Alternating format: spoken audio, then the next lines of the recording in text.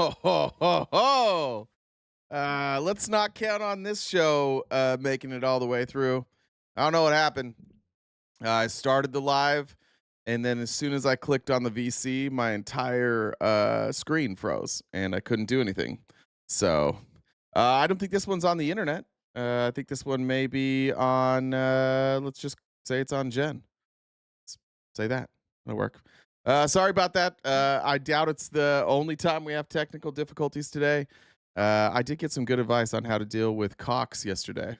So the audacity. So I will be dealing with Cox this afternoon. Hours and hours of dealing with Cox, I imagine, this afternoon. Good morning, Jen. I swear, you go and mess things up, and you want to blame me? Well, it was the VC, and that's where I have to talk. I have to talk to you in the VC, and that's when it. Right. So we want to do better. I think you didn't check in to make sure everything was working before we started. That could be on you. You mean when you shifted the topic at the last 5 minutes before the show started? Yeah. You mean that? Yeah, that one. Right. 10 minutes before the show started. Whatever, and I got everything changed and a thumbnail done. All right, it might have been my fault. It might not have been your fault. I'm sorry. Right. I mean, if you guys aren't already in the server, and you don't know this, the rule is everything is Jay's fault. That's true. Hat is light blue this morning. Jen, do you have any announcements to give to the folks? All right, go ahead. I mean, just the usual. Everything's Jay's fault, and we've got that gift goal in the top left-hand corner. Johnny, I know you sent a super chat, and since Jay broke the last one, I didn't screenshot it in time. But Johnny did send a super chat. I think he asked if you got one yesterday. I don't remember. I went back and I saw that. I don't know if I read it in my head. It was something about like the adults are role models and kids show symptoms, right? I don't remember, to be honest. I think I might have read it in my head. I'm sorry, Johnny. The crazy thing is, for anybody in the chat who doesn't know this, it's a 100% a me thing. I almost never miss super chats because Jen catches them. But if I do miss a super chat, 92% of the time it's Johnny's. And I don't know why. And if I were Johnny, I would be like, God, this guy fucking hates me. And I don't. I just somehow I miss, when I do miss one, it's Johnny almost every time. So to Johnny, wherever you are, I'm deeply sorry. I'm going to try to do better. This may be a condition. It may be a condition. I don't know what it is. But this is probably 15 times now I've missed a super chat from Johnny. And I've noticed it too. So it's like I try to pay extra attention to Johnny's. And somehow it's Jay has the attention span of a little fish. That's just what it is. Yeah, that's true. That's true. So yeah. Anyways, just the usual. If you haven't subscribed to us already, wherever you're watching, please do so you can join us for different, member-only events that we have. Also, it's still early for opposition, but if anyone's here early that disagrees, you guys can come on and talk to him in real time. How you do that is you send me a DM on Discord. My Discord's the same as the Venmo username. So Jen, the 2 N's, Deb with 2 B's, the number 1. And you can come up and talk to him in real time. We did get a Venmo from Haley that said, leave it to a white man to have the audacity to break something and then blame the woman who fixed it. Jen reparations. Well, wait a minute now. Wait a minute. You didn't fix it. No, I just told you to restart your computer. No, that's also not true. I said I'm restarting my computer. Did you say restart my computer? I did say restart. Oh no, actually, I started to type it and then I didn't. Boom. It's in the where I typed it. I like that I'm celebrating restarting my computer like I had any other option. Everything on the screen was frozen. I was clicking. I tried clicking. I did the Control-Alt-Delete. I apologize. I should not be taking credit for pushing a button. I mean, pretty much. But yeah, so that's the same thing. Check out the link in the bio. Check out us on Spotify. I know some more people have to go double check the metrics for that, but yeah.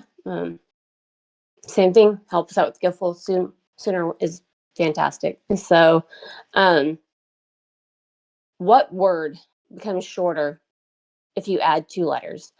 What word becomes shorter if you add 2 letters? Short. Yes. Boom. I like All when I right. get What do it you right call? and you're so disappointed. I am. I don't like it. What do you call corn that joins the army? A cornel. Colonel. All right, that's still pretty good.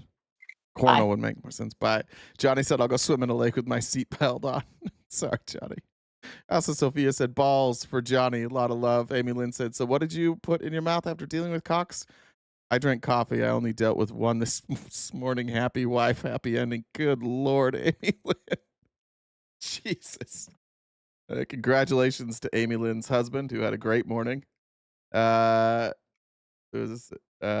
Gal said, respectfully, those glasses look so good on you. Thank you. I'm gonna have to read a lot today, and I do have glasses. Like I have one eye that, from like when I get tired, it gets a little blurry. These are actually just like blue light blocking glasses because I read this whole article like 30 minutes before the show started. I found an article and I started reading it, and I'm like, because I have ADHD, I read the whole thing.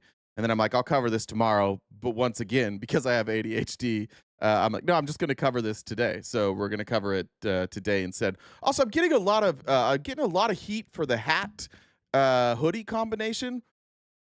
I do not know what matches.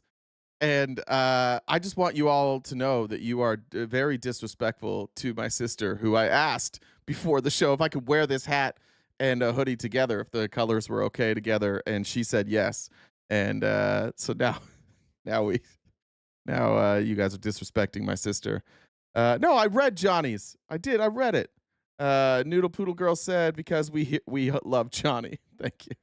Johnny's getting all sorts of love this morning. All right. Also, the poop song. Somebody wanted me to make the poop song. Was it the poop song we wanted to make the outro, Jen? Sorry, are you still here? What was the song somebody was asking to make our outro? Yeah, I'm still here. I think.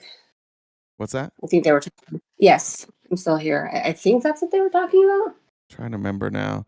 I saw yesterday that if I play the poop song, I have to share revenue with whoever made the poop song. So we can't play the poop song on YouTube, or we lose half our revenue to the author of the poop song. So no go on the poop song. Sorry, guys. All right. Johnny said, this is my last one. Sorry, I have been an ass.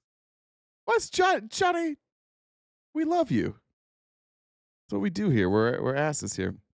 All right. I want to show you Trump's going to head over and fillet Putin probably tomorrow. And who put this together? Lemon Sturgis put together a compilation of Aaron Rupar clips documenting Trump's promises that he would end this war on day one. I'm rooting for you, Donnie. You have a real opportunity here to do something great. You could probably put enough pressure on Putin to end this war. And so I hope that on Monday I'm eating my hat, and Donald Trump has negotiated a great deal.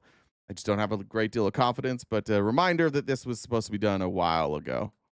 I would fix that within 24 hours. And if I win, before I get into the office, I will have that war settled. 100% sure. Before I even arrive at the Oval Office, shortly after I win the presidency, I will have the horrible war between Russia and Ukraine settled, and we'll do it quickly. Before I even arrive at the Oval Office, shortly after I win the presidency, I will have the horrible war between Russia and Ukraine settled, and it will settle with Ukraine and Russia. I will get them to settle that war very quickly, even before I become president, as a president-elect. Ukraine and Russia, and the stupidity with I will get that negotiated and ended before I ever take office. I'll do it after the election as president-elect. I would get a settlement in 24 hours, and even now I could solve that in 24 hours. I would fix that. Yeah, it didn't happen. We hope it does. It looks like Trump's been preparing for this meeting, though, with Putin. He's lost a little weight. He's got a good attitude. He's going around the capital city and trying to arrest homeless people in a move that Vladimir Putin would love.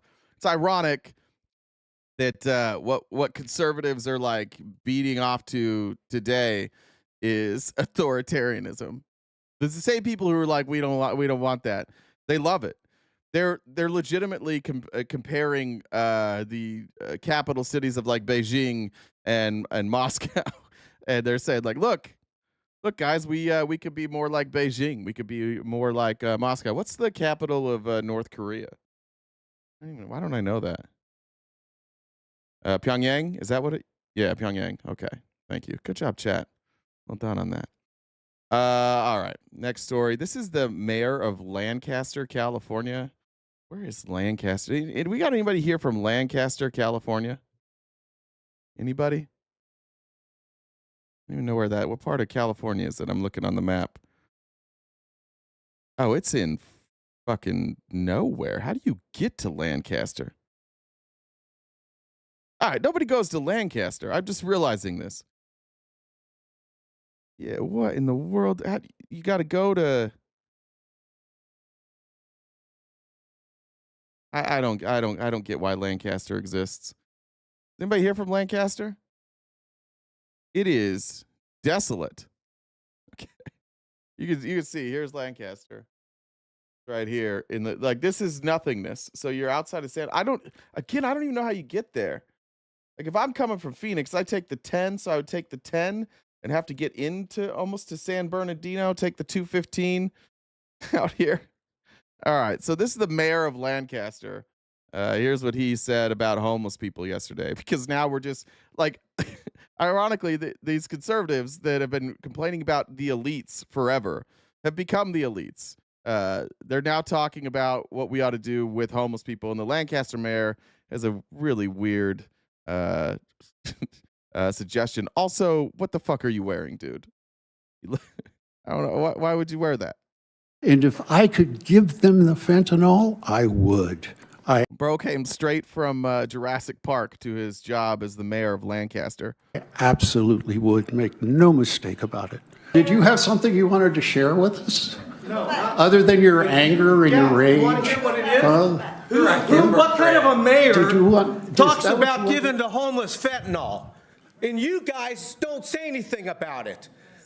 That's metaphor or no metaphor. What are you saying that for? I'm saying Why it don't you because grow up? I do not want the homeless criminal population who are drug addicted, who are robbing, raping, and murdering our citizens to be in Lancaster. And yes, if I could give that particular population fentanyl, I would give them fentanyl. You're an evil man. I'm an evil man. You're an evil man. Because I don't want drug addicts raping and murdering our citizens. That's evil. Well, then I am evil. I will have to concede that I will do anything necessary to protect the women and children of this city, even take on Palmdale. What I will do to protect the women and children of this city is I will poison all homeless people, is what the mayor of Lancaster, California said. I'm just going to guess that this is a Republican. Let's see. Lancaster mayor. Just going to guess. Rex Paris is his name. He's a attorney. And he is crazy. Republican. That's wild. Who would have guessed that the mayor who wants to just poison all the homeless population would be a Republican? That's crazy. Who could have seen it coming? You guys you're sick at this point. I'll jump right into this, like the bootlickers. What we're seeing in DC, I actually think that it's not going to hurt Trump.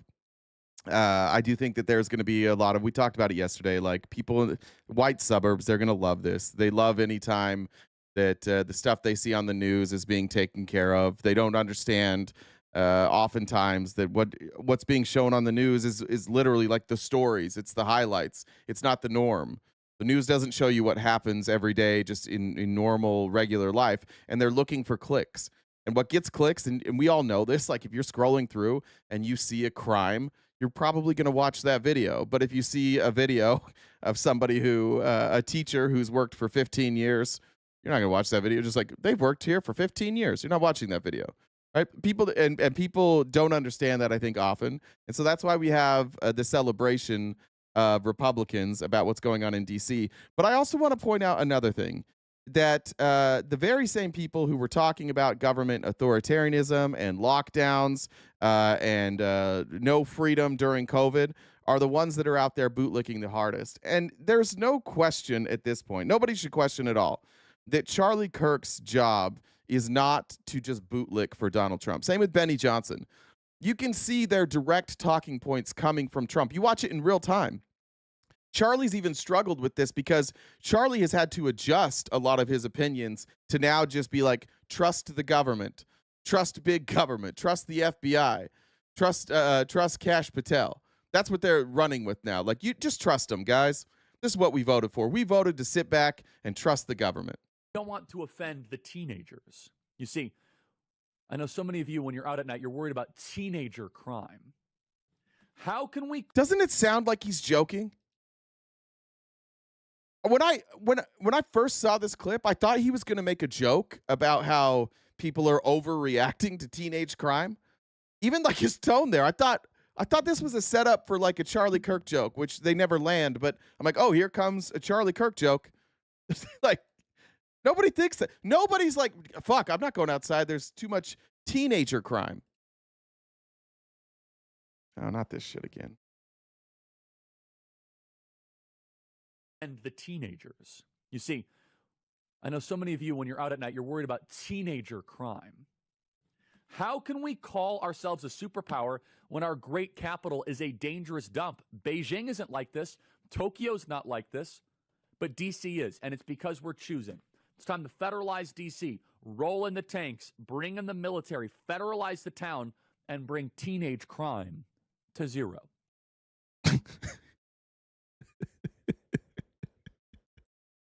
Got the war. We need tanks.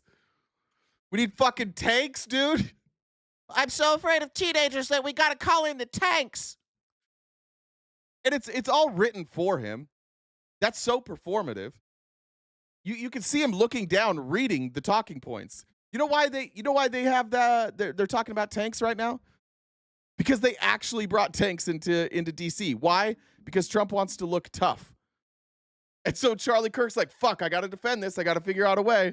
So he has his writers write him a little clip that says, like, really, you guys are afraid of teenagers. This is what you need to be afraid of. Roll in the fucking tanks. All right. Just a reminder. I don't want to offend the... This is what Charlie is now. I can't believe that people still are taking Charlie Kirk seriously as like somebody that is anything more than just a mouthpiece of this administration. If you remember Charlie Kirk, who spent years talking about the Epstein files, then he went on and Trump tweets out like, hey, stop talking about it. Why are you guys still talking about the Epstein files? The very next morning, here's Charlie. I'm done talking about Epstein for the time being. I'm going to trust my friends in the administration. I'm going to trust my friends in the government to do what needs to be done, solve it, balls in their hands. I just want to see my commentary on it. That's fine. Honestly, yeah. I'm done talking. This is pretty cucky behavior. Here's Benny Johnson. Benny Johnson went all in on this, even setting up like a C-SPAN background now. He went and he was like the he was like the reporter of the day.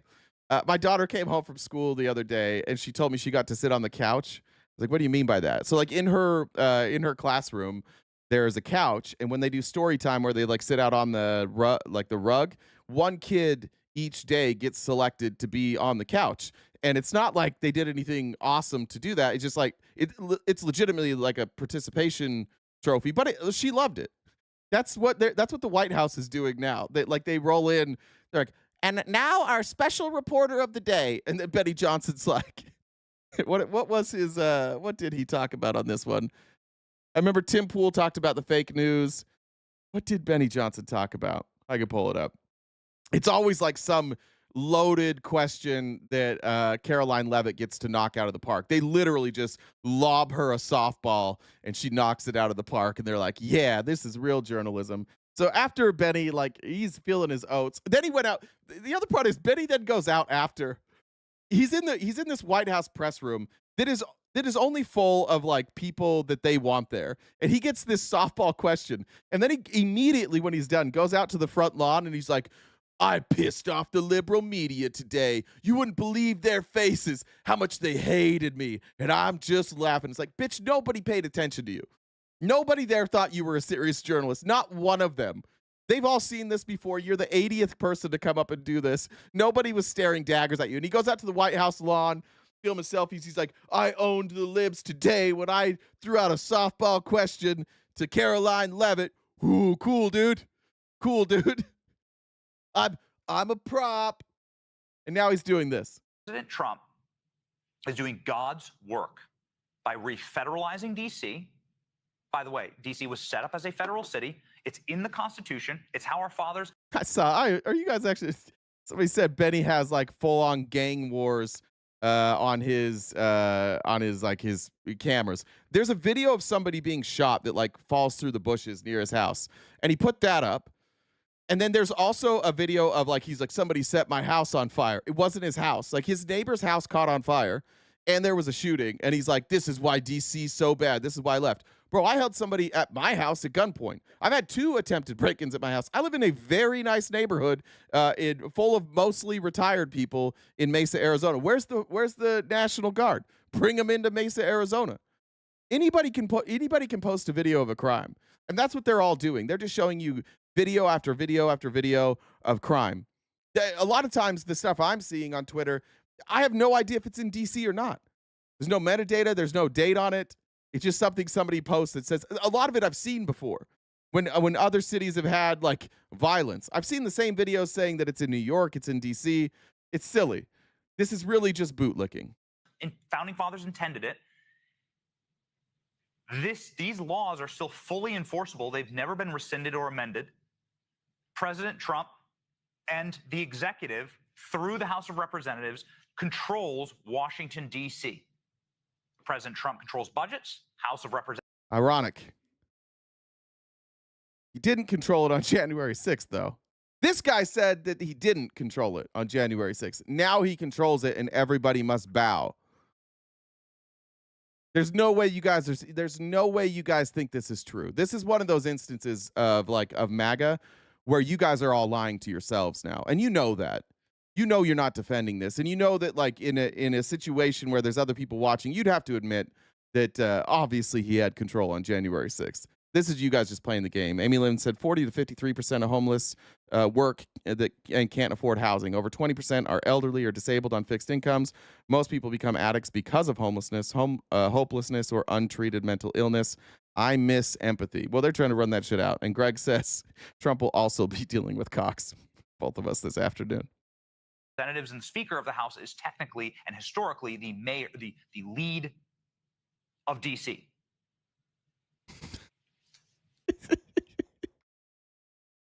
I don't know why all Republicans are this fucking lazy. The lead of DC? What does that mean, Benny? Is that his official title? The lead of DC? Like they're struggling to even like piece this together in a way that makes any sense. They know the tightrope they're walking. They know that they're walking this tightrope of the president being a fascist, and also this president apparently the whole time he was in office was in charge of DC. Apparently, except for on January 6th. There's just like that one day where Nancy Pelosi was in charge. That still remains on the books. What happened to D.C., especially during the civil rights period, was that protesters that were bussed up here stayed here. The city was burned to the ground. This happened. I'm sorry. Did I miss D.C. being burned to the ground during the civil rights protests? Bro, what the fuck are you Republicans doing? Nobody on our side talks like this. You guys always say we're so that we're so emotional and hyperbolic. Nobody does this. DC was burned to the ground during the civil rights movement. They bust in black people and then they just never left. This is legitimately what he's saying. This guy is saying that the history of the United States is that we had a civil rights movement where all of these black people, he's not saying it, but that's what he's saying, that they were bussed in, that they burned down the city A lot of it never was even fixed, and then they just stayed there. Is he saying that we have a black occupation in DC that started from the civil rights era until now? Like, legit, that's what this is crazy. This is one of the biggest content creators on the right. And this is why when you ask yourself, like, how the fuck are my MAGA friends and family so goddamn dumb? This is why. This is why they're so goddamn dumb. This didn't happen. None of this exists. It's just going to keep going with it. And during massive riots throughout the 60s and 70s, mass swaths of the city were torched and were never really rebuilt. Where? Where are these mass swatches of the city that were burnt and never rebuilt? Where? So what President Trump is doing is reasserting control of not only our nation's capital, but truly the seat of Western civilization. It's one final little note here that kind of blends outside of the personal, which is that Washington, D.C. is a representation of the work of your forefathers and mine. It is, by every measure, a very beautiful city architecturally. It is a sacred city. It is a sovereign place with the monuments to great men and women who've sacrificed far more than you or I could ever dream for this country. It must be preserved because the peoples of Earth come here.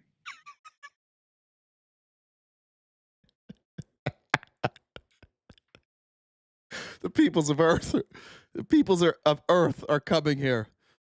And so we've got to send in the National Guard to stop carjacking. By the way, like, mostly, like, doesn't happen that often. Like, it's up. Peoples of Earth are in danger, and only Donald Trump can save them from this burned down, black occupied capital city. It's time, America, that we stood up and we fought back. Who the fuck do you think he's talking to right now?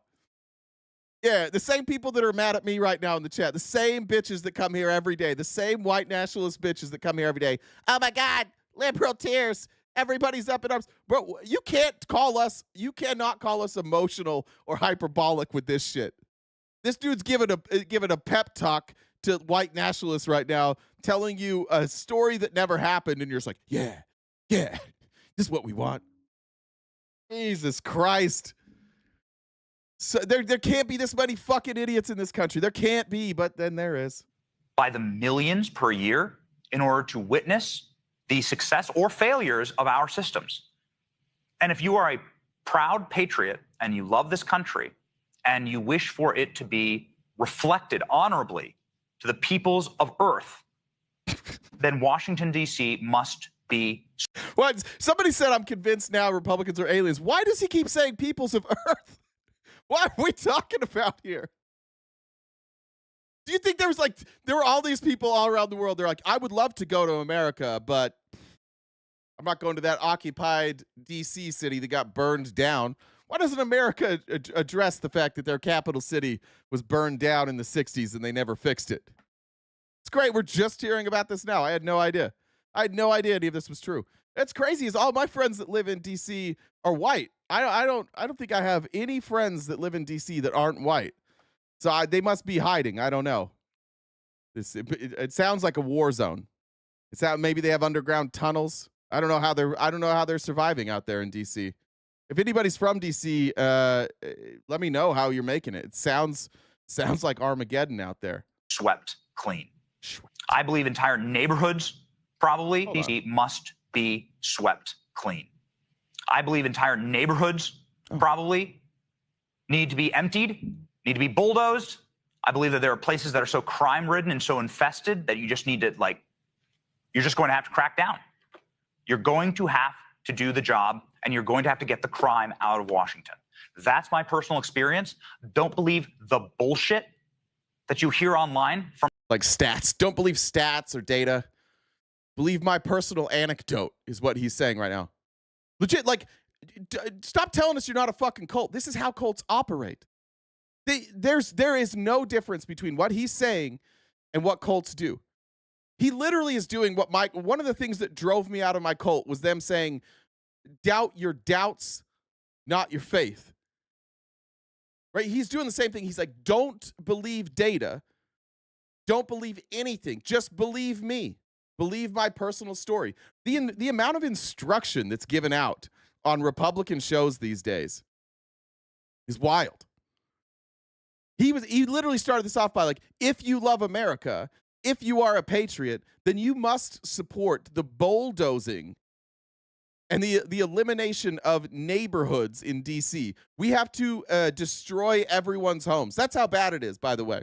I don't know if you knew this. Entire neighborhoods, every person in those neighborhoods, they're just they're all criminals, every one of them. I know that when you look at the crime rate, it's dropping. I know that it's not even close to the most violent city in America. It's way down the list. It's got problems. Crime is high there, nowhere near the top. But we're talking about this like it's completely overrun, like it's been completely occupied by like a foreign power or an army, and there's nothing we can do there. Some people are getting their cars stolen, and that's bad, and it's going down. And people get murdered, and that's bad, and that number's going down. And once again, like we talked about yesterday, they never want to address the root cause, because Republicans, before anything else, I'm going to try and stop calling them stupid. You guys are just lazy. There's real solutions to this stuff. You don't want to figure it out. You want to sit there and have the answers. Benny Johnson is every Republican friend I've ever talked to over a beer. Every Republican dude, when they get together, they sit around in a room and they drink or they smoke or they do whatever they want to do. Which is fine. I'm not judging that. I do those things too. And they talk about how stupid everybody else is and how simple it would be to just solve these very complex problems. And they say dumb shit like this, like, yeah, if I was president, I'd just bulldoze it and start over. It was Cash Patel, like, I'm going to close, on day one, I'm going to close the FBI and open it up the next day as a museum to the deep state. And all of you guys are like, fuck yeah. And then they didn't, because they never do. Because none of these solutions make any fucking sense, and they're impossible. They're just lazy, and you're lazy too. And so what you guys are doing together is you're coming together, like beating each other off, saying, yeah, we're actually the smart ones. We'll fix it. Yeah, nobody has balls like we do. It takes courage to say the stuff we say. No, it doesn't. You're lazy. You're not going to bulldoze DC. None of this shit's going to happen. None of it. It never does. Everything that these guys act tough about and like, I'm an alpha male. You know, we're bring masculinity back. Every time it's just about like punching down. Every time they talk about how masculine they are and how we need to change things, it's just punching down. It's like, we need to bring back spankings in school. Like every time. But what it never is like a legitimate discussion about, hey, why is crime going up in DC? Well, it stopped going up in 2023. Okay. What caused the spike in 2022? Well, you know, there were a lot of people who were struggling financially. Could that have something to do with them turning to crime? Could that possibly have anything to do with it? Nope. I think it's just because they're black, and that's just that's the way it is. You know, this doesn't happen. We got hit by the pandemic here too. Yeah, but your poverty rates weren't the same, were they? Yeah, the whole country had COVID. Where did crime rise the most? In the poorest neighborhoods. It's universally true. Go look at any crime spike during the COVID years, and you'll see that the places that had the crime went up the most were areas that were hurt the hardest economically. The poorest neighborhoods had the sharpest increases in crime. And there's the significant, or I guess the main difference between what I view as the left and the right is that when the left sees that, the left says we should probably do something about wealth inequality or poverty. And the right says they should have pulled themselves up by their bootstraps. Let's throw these motherfuckers in jail. That's the main difference. You guys think everything can be fixed by punishing, but there's 330 million people here. None of that works. And every time you rip somebody out of a poor community, if people rely on that person economically, then you turn them towards crime again. It's the same as regime change wars, right? Republicans are just always fucking wrong on how to deal with human beings. Their thought process throughout the Middle East has been like, oh, if we don't like a leader, we'll do a regime change war. And then you go in there and you do a bunch of violence and you change the regime and you're like, look, we did it. Now we got this peaceful dude in here. And all you've done is radicalized a bunch of people where you decimated their country and you decimated their voice. So now you guys, then you do it in poor neighborhoods. if any of you are familiar at all with like the gentrification of San Francisco, like the history of San Francisco, you know this is exactly what happened in San Francisco. You notice rarely do they talk about the crime rate in San Francisco, but historically it's always been Oakland. And you'll have the white nationalists in here be like, "Oh, it's because Oakland has more black people." Okay, well, San Francisco was doing fine, but then what happened? Then they decided that they were going to bring in business magnets. They were going to specifically like shipping, and then you started like with the tech bubble. And what they did is they took any public housing as housing prices rose. The government still has public housing, and what they said is, well, if we move all the public housing across the bay, and we do all the business development over here in San Francisco, we can have this division. So what did you see? For 40 straight years, revenues or income in San Francisco skyrocketed, and people, the poorer they got, the more likely they were to move to Oakland, which means you have less tax revenue for police, less tax revenue for schools, less tax revenue for roads, less tax revenue for upward mobility. It's just you now have two places right across the bay from each other, and you can see the difference. You can see what happens when you separate, when you segregate, right? So now you have all this money in San Francisco, no money in Oakland. And now what's crazy about Oakland is that now the San Francisco is built and it's too expensive to live in. And people started going down towards like Santa Clara, but then that got too expensive. And so now what you're seeing is investment over into Oakland. And these people that are investing in Oakland are like, hey, you know what? We've got big hearts. There's been problems in Oakland. We're going to get over there and we're going to invest. But what they're really going to do is they're going to take these areas and they're going to gentrify them and they're going to build up housing and they're going to push poor people further out, and then the price of those will rise. And so what you're going to have eventually is parts of Oakland that historically have been underserved. They're going to be replaced. This is what we do. And that's because of, one, capitalism, and two, because of this type of ideology. The ideology of we can definitely fix these problems by moving people around. And if they don't move around, we'll throw them in jail, which is what you're seeing in Washington, D.C. They're saying, like, we're just going to jail homeless people then. Or if they don't want to go live in these severely underfunded shelters, then we will throw them in jail. That's what republicanism is. Anything that you find inconvenient, just figure out a way to push it over here. And if they don't like that, you throw them in jail. Don't you dare address wealth inequality. Don't you dare address things like generational wealth. Don't address any of that. Just every time there's like a group of poors that are icky, take the icky poors and move them. Get them out of the way, and then show up in your suit and tie and rail on them as if like they're the problem. Some reporters, oh, crime's down in D.C. Well, my infant nearly died in a drug. Yeah, I didn't say it was the conservatives. If you listen to me, I said it was capitalism, right? It is the tech bros. Capitalism is what drove the price up in San Francisco. But then you moved poor people out to make more properties for more wealthy people, and then that kept rising the prices. Drug fire after mass shootings. So no, D.C. is not safe, and I can tell you this as a matter of fact, it is one of the worst, most racist narco states and welfare states imaginable. In that neighborhood that I would walk every single day, racial epithets were screamed at us, rocks were thrown at us. Oh, shut the fuck up. No, they weren't. You dumb bitch. God damn it. Like, for fuck's sakes, these folks, the same people who've been crying for years, they're like, oh, you call everything racist. Yeah, now it's racist? Now everything's racist? This didn't happen, Benny. Nobody believes that this shit happened. Benny lives in a very nice neighborhood. Who is calling me over and over? Weird. Sorry, I keep getting blown up by the same number. This isn't real. This is white nationalism.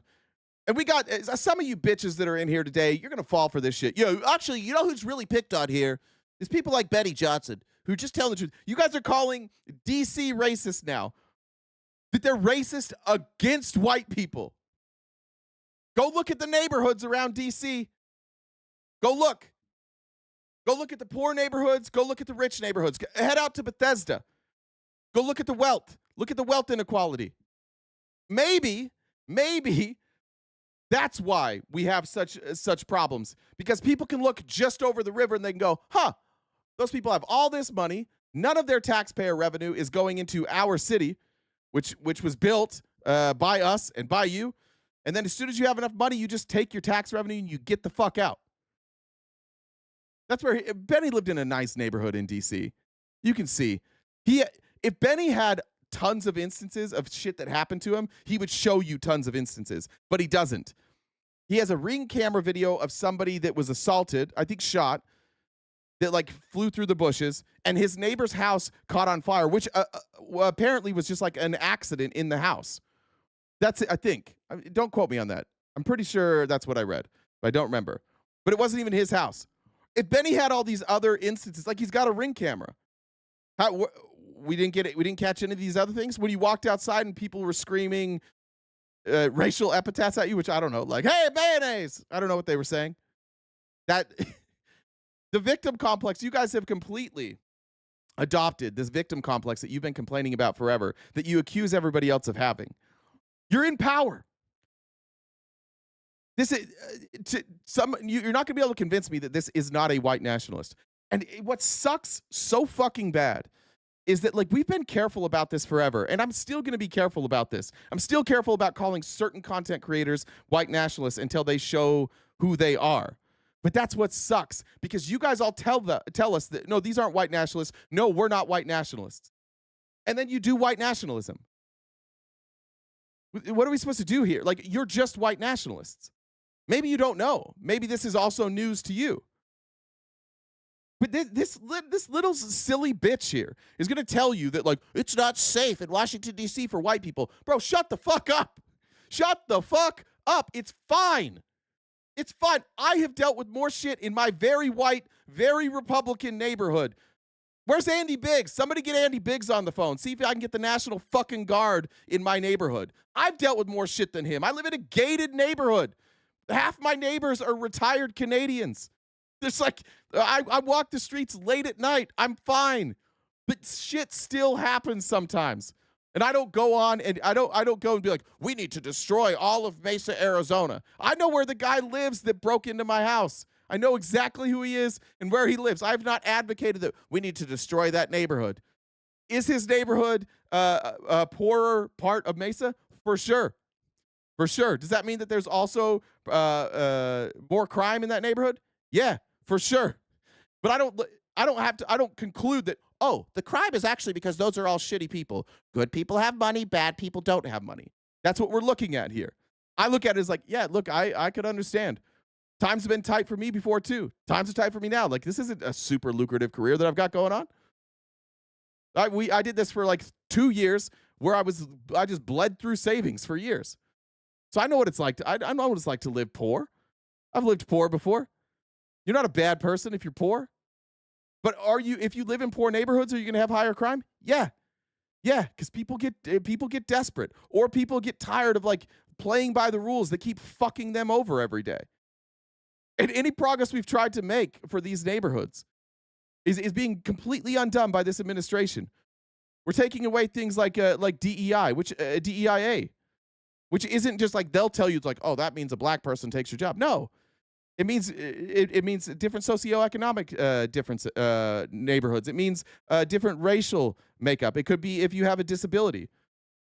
We've had protections for civil rights infringements. We're investing in these neighborhoods. It wasn't that long ago. I remember Donald Trump being like, "Yeah, we're investing heavily in black neighborhoods through opportunity zones." Whatever happened to that? What happened to that guy? Now he's like, "We're gonna blow up all these fucking neighborhoods." And you know why those opportunity zones didn't work? Is because all it was a tax write-off for like wealthy people.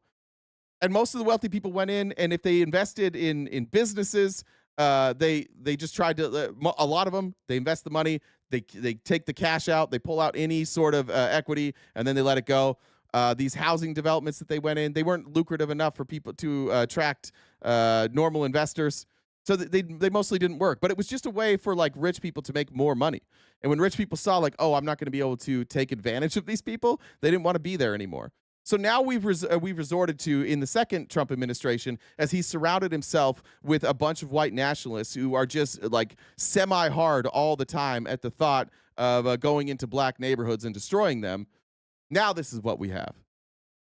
We have open propaganda, like saying that the civil rights demonstrations ruined DC. That because we chose, and by the way, he's going to make that leap because we chose to give in to the activists from the civil rights era. Now this is what we have. And if we would have, maybe we should have kept the Jim Crow laws. Maybe we should have kept segregation. Maybe that was the maybe that was the solution all along. They're going to start floating these ideas. They already are. Benny's floated them. Charlie Kirk has floated them. Steven Crowder floats them. I saw what's her name, Jillian Michaels last night was like on CNN. I don't know if you guys saw this clip. Jillian Michaels is on CNN last night, like, well, only I don't know why we're really talking about slavery in the Smithsonian. Only 2% of Americans had slaves. Oh, okay. Yeah, we should just not talk about it then, right? If we're going to talk about slavery, we should talk about the other places in the world that had slaves that weren't white. Why? We're talking about slavery in America. You guys want to feel better? I don't want people to realize that it was white people owning slaves in America. And by the way, like for you white folks out there, can we just have a discussion? Especially white dudes. Can we have a discussion here real quick? Your ancestors may or may not have had slaves. Okay? May or may not have. All of your ancestors were racist. All of them. Mine were too. That's okay. We could just say that. There's never going to be a scenario like looking 100 years from now, the people that like our descendants are going to look at some of the shit we did and be like, oh my God, what the fuck? And that's okay. We do not have to be this fragile. It has nothing to do with you. And you can say that. Like my ancestors, I don't think I have any slave owning ancestors. Most of my ancestors came to America in like the 1830s, and they almost immediately went to Utah. And in Utah, they didn't have slaves because they hated black people so much that they didn't even want slaves. And that's not like a joke. That's what Brigham Young said. They were like, why are you on the side with, why do you side with the North? And he's like, I don't want black people at all, right? I don't want them as slaves. I don't want them here, period. And so that's like that. Those are my ancestors. Racist. My ancestors were racist. They believed that people were black because God cursed them. They believed that if you married somebody who was black, that you would be destined for hell and you would be cast out. Like you couldn't live there anymore. Those are my ancestors. So I get it. I get like that's a tough history. But the only reason the people that I grew up with don't want to talk about that is because that ancestry is also tied to their religion and their belief that America is like this like how do you say, like a prophecy fulfilled, and that it was ordained by God, and that our founding fathers were led by God, because that's what they tell us every single day. So it creates a real fucking problem for them when they say, like for my parents, when they say, oh, Brigham Young was led by God to Utah, and you're like, okay, fine, he was led by God, but also why didn't God tell them like not to hate black people? And they're like, oh well, we don't talk about that. Why did they tell him not to marry children? We don't talk about that. Why did they tell him not to marry other people's wives? We don't talk about that. Why didn't God tell him not to murder all those people in the Mountain Meadows massacre that were coming through from Missouri? You guys can look this up. Slaughtered. Mormons slaughtered people going from Missouri to California they were trying to go make their fortunes in gold. And the Mormons took them out into a field and executed them. Everybody that could remember. And so there were just a handful of like children under the age of 3 that were never going to remember this. And then they just adopted those kids out. So those kids stayed alive. And they murdered all these people. You know what? I grew up in Utah. I used to visit Cedar City all the time, which is close to where it was. Guess when I found out that story? About when I was 30. Never told us that story. That was just a part of our history they never told us about. Not once. They didn't tell us about the land that they stole from the natives there, from the Ute tribes. In fact, they said, oh, they all got along with the Ute tribes. Everybody got along. And they would tell this story about the leadership from the Ute tribe and the Mormon pioneers coming together. Yeah, after violence. There was like a truce eventually. They didn't get along. The Mormons came in, they're like, this is ours now. And the Ute tribe was like, no. And then they fought about it. And then the Ute tribe realized, like, oh, we don't have the weaponry or the manpower to fight this, so we're gonna call a truce. And they called a truce. I didn't get to learn that history. I learned that in my 30s. You do not have to be afraid of history. It's not a reflection on you. It only becomes a reflection on you, my fellow white dudes. It's only a reflection on you once you start defending it. Right? When you start being, well, actually, let's talk about slavery a little bit, should we?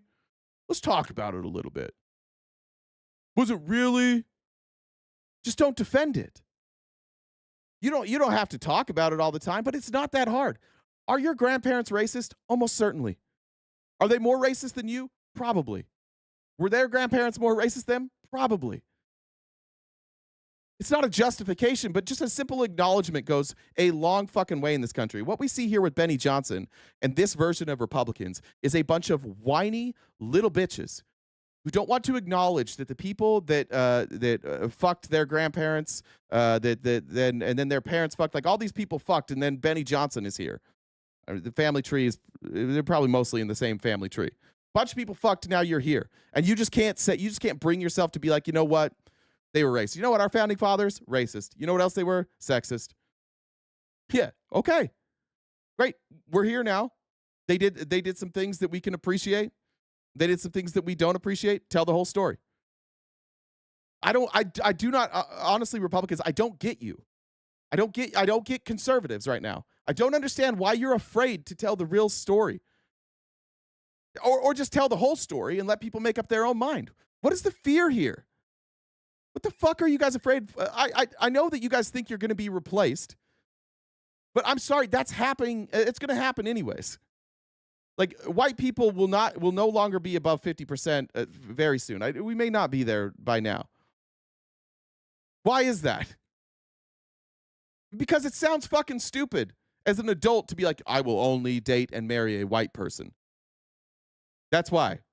You see that that's at odds with what you guys are saying? You guys are always like, oh, people are coming here to replace us. The Democrats are trying to bring in people from other countries to replace us. It's an orchestrated attack. But I bet what you won't do in a public setting is be like, I would only ever date a white person. And why wouldn't you do that in a public setting? Because you know that it's racist and you know you're going to get pushback. But if you marry a white person, that's fine. The world is becoming like, especially in America, like ethnically, it's far more diverse. You have far more people with like really diverse ethnic backgrounds. You may have, you may be from Brazil, but your parents are from Germany. I wonder why, or your grandparents are from Germany. I don't know how they came from Germany. There must have been something that happened in like the 30s or 40s that caused a bunch of people to leave Germany and flee. Right, and then you live in Brazil, and then maybe you wind up having children with somebody that's indigenous in Brazil, and now so now it's mixed. That's beautiful. What's wrong with that? Why I don't understand this desire to like hang on to the ethnicity of our ancestors.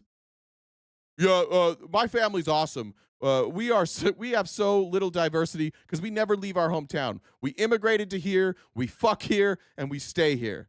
I don't get it. I don't understand why that appeals to you, why it's something you even think is worth fighting for. Nothing you do with your dick will change your family history. Nothing you do with your mouth will change your family history. Your family history is what it is. I don't know why we fight these wars about like, oh, well, we should tell this part, or we should tell this part. Just fucking tell all of it. It sucks. It sucks to be in your 30s and 40s and learn new things that you should have learned in high school or in middle school, but you couldn't because you know a bunch of people were uncomfortable about offending your ancestors. We'll finish Benny here. Because we were white people. This city is a sunken place. It is an unsafe place. I mean, if that's what happens to me, imagine what happens to somebody who's like visiting here from a foreign country. Nothing happened to you, bitch. Right? It's totally and wholly unsafe and a scar on the face of our country. And it must be healed. And President Trump is going about that heavy work. Yeah. The bootlickers. I I wanted to show you one more bootlicker here before we move on. There's a bunch of clips of Misfit Patriot debating Destiny. I don't really know Misfit Patriot. A bunch of people have asked me to debate him. I don't know. I've never seen him say anything that intelligent in a debate. But watch now. Like this is what you guys are reduced to. You're reduced to, I just trust the government. How can Donald Trump, if he doesn't trust his own government to tell him the right numbers, how could he possibly know what the right numbers are? I believe the reasons that Trump gave for firing the head of the Labor Bureau of Statistics was because of the numbers that they were putting out were factually inaccurate. Yeah, but I'm asking, how can he know they were factually inaccurate? You would have to ask him. You're okay, that's okay. I don't know. Why don't you ask him? Well, why are you defending it? All right. What do you mean? Like he has a guy. This is my job numbers guy, and then the job numbers guy gives him job numbers. He goes, "I don't think those are real," and he fires him. I'm asking you, how can he know what the job numbers are if he fires his job numbers guy? Because is there like another source maybe? Where no, there's not. He fired him because he wasn't happy with it. He just wanted them to be higher. That's it. That's the obvious answer. It's so obvious, and that's why this guy's twisting himself into a pretzel to try to figure out. Okay, so he fires people when he thinks they're not doing their job. Right? He fires people when he's not getting the answer that he wants from them. And I don't understand why people think that's a bad thing. I want my president to have ridiculously high standards. If you had ridiculously high standards, you wouldn't hire incompetent people in the first place. You had to fire. Biden hired incompetent people. We're not talking about Biden right now. It's so bad. So I know a lot of you guys don't like Destiny. I'm not a Destiny fan either. He's smart. I'll give him that. He's a good debater, and he and I probably agree on a ton of things. I'm not like a huge fan, but like watching in real time, this is who I don't know why the right keep like people on the right are the ones that are like, you should debate Misfit Patriot. You can't think this is like a good representative for you, right? Why don't you trust the numbers? Oh, I just trust Trump. Well, why did Trump hire somebody incompetent? Biden hired incompetent people. Like you guys are incapable of even having a legitimate conversation at this point at all. Your fear to criticize Donald Trump is one of the most pathetic things I've ever seen in political history. It is absolutely pathetic that you can't just say like, yeah, sometimes he does stuff that's wrong. Now we're talking about Trump right now. If you're hiring and firing people constantly and you want to talk about competence, it seems like half the people's hiring are from Fox News. You had the massive signal chat leak from Hegseth. That was an embarrassment. You had a second signal chat leak that was insane. Bongino said we were going to get Epstein files. Bondi gave the whole Epstein files part 1 and nothing came from that. Like, what do you mean? These are not the most competent people ever. This is insane. Yeah. Listen, for you, the incels screaming at me to answer questions in the chat, pay me, bitch. You want me to answer your question, you're going to have to pay me for it today. I've got a lot to cover today. I don't have time to argue with a bunch of pussies who won't come up here and talk to me, which you can do, by the way. You can just add Jen on Discord, JenDub1, and you can come talk to me. But I'm not going to waste my time with you guys screaming like cowards in the chat. You can pay me. You can ask the question by sending a super chat, or you can come up here and talk. But I'm not going to answer your questions while you just scream from the audience. Thurman King said, appreciate the work you and Jen do. Continue bringing the facts and crushing the incels, bro. Appreciate that. D. Freezy said, the current Republican theme song is Teenagers by My Chemical Romance. Thank you, No Name, for the super chat there. I got Amy Lynn's catch up here too. Jen, do you want to come up and do announcements here in a sec too? Linda said, thanks for the education. Tex said they are getting DC ready for the anti-war protests. That's an interesting hypothesis. I guess if you think they're getting ready for the anti-war protests, are you saying like, why wouldn't they just say that though? Why wouldn't they just say we're getting it ready for the anti-war protests instead of we're going in there to take out people who are stealing cars? Hey, Jen. Eh. I'll update the numbers while you go. Did you get them all? I think so. I didn't read all yours yet. I'll read yours after. Okay, so we've got... Sorry, real quick. Tex also wants me to let you guys know that the right also makes fun of Misfit Patriot. I'm glad to hear that. He's not on TikTok anymore. I'm 90% sure. He used to be. He got into it with a lot of people. How did I never come across that guy? That's wild. I don't know. There's a lot. I mean, he was a whole thing for him a bit. He went back and forth with Good Trouble for a while and other things. So yeah, it's yeah, I mean, I'm tired of Good Trouble getting all the crazy guests just because he's more handsome than me. It's not fair. I mean, it's, I guess I need to work out more. Sure, that would probably help. I mean, you'll just stick to what you got. What you got, you're doing fine. You're not gonna get there, so that's okay. That's true. That's true. So, ironically, when you mentioned Tex was not feeling your debate. I think he might have messaged me. I had a couple people message me about that. It said it like didn't seem like I was very prepared for that debate. I don't think I was like ultimately that prepared for that debate. The idea there is if you're making the claim, it's your job to prove your claim. It was ironic that a lot. I mean, maybe people don't get that, but that's if you make the claim, that's your job to defend the claim. So, yeah, I didn't know what the claim was. What was I didn't have to prepare a defense. He just had to prove. He just had to prove that what he was saying was true. And and he just steamrolls nonstop. Like he doesn't want to like stay on the topic, but yeah. Anyway, so we do the show each day, Monday through Friday, from 9:30 to 1 Pacific Standard Time. The top left-hand corner is our gift goal balance. So we, to keep the lights on, the Venmo, Cash App, PayPal, Super Chats, all of that go towards knocking out the remaining balance for that gift goal. So if we could do that, if you guys anything could help donate, would be fantastic. If you haven't subscribed to us already, please do so. If you're on Twitch, you can use an Amazon Prime sub. That's something that you'll have to renew each month. So if you've done that before, you might want to double check and make sure that you renew that, because it has to be done manually. It doesn't automatically renew.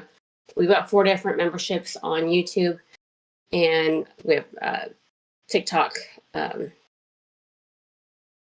sorry, I'm reading comments that I shouldn't be reading right now. Don't do keep it together, Jed.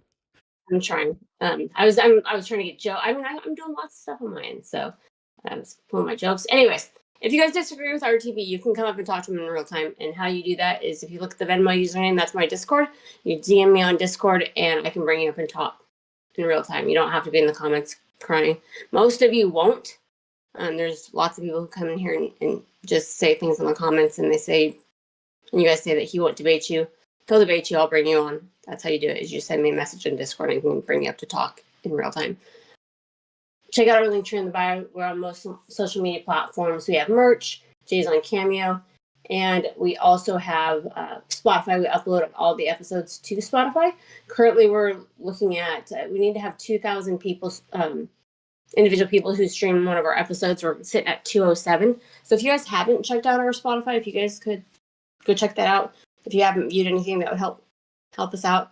Also, we want to hit 10,000 consumption hours, and we're sitting at roughly 1,700. So if you guys could just turn on an episode and let it play, that would be cool. That would be awesome. And then let's see if I'm missing anything else. Yeah, so the gift goal, if you guys could help knock that out, that would Venmo, Cash App, PayPal, Super Chats all go towards knocking out the goal. And there's, let's see. Did you hear about the constipated accountant?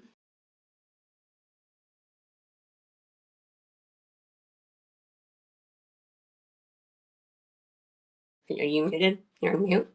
Oh, I'm muted. Sorry about that. No, I did not. Sorry. I was like, is that the joke? My bad. No, I did not.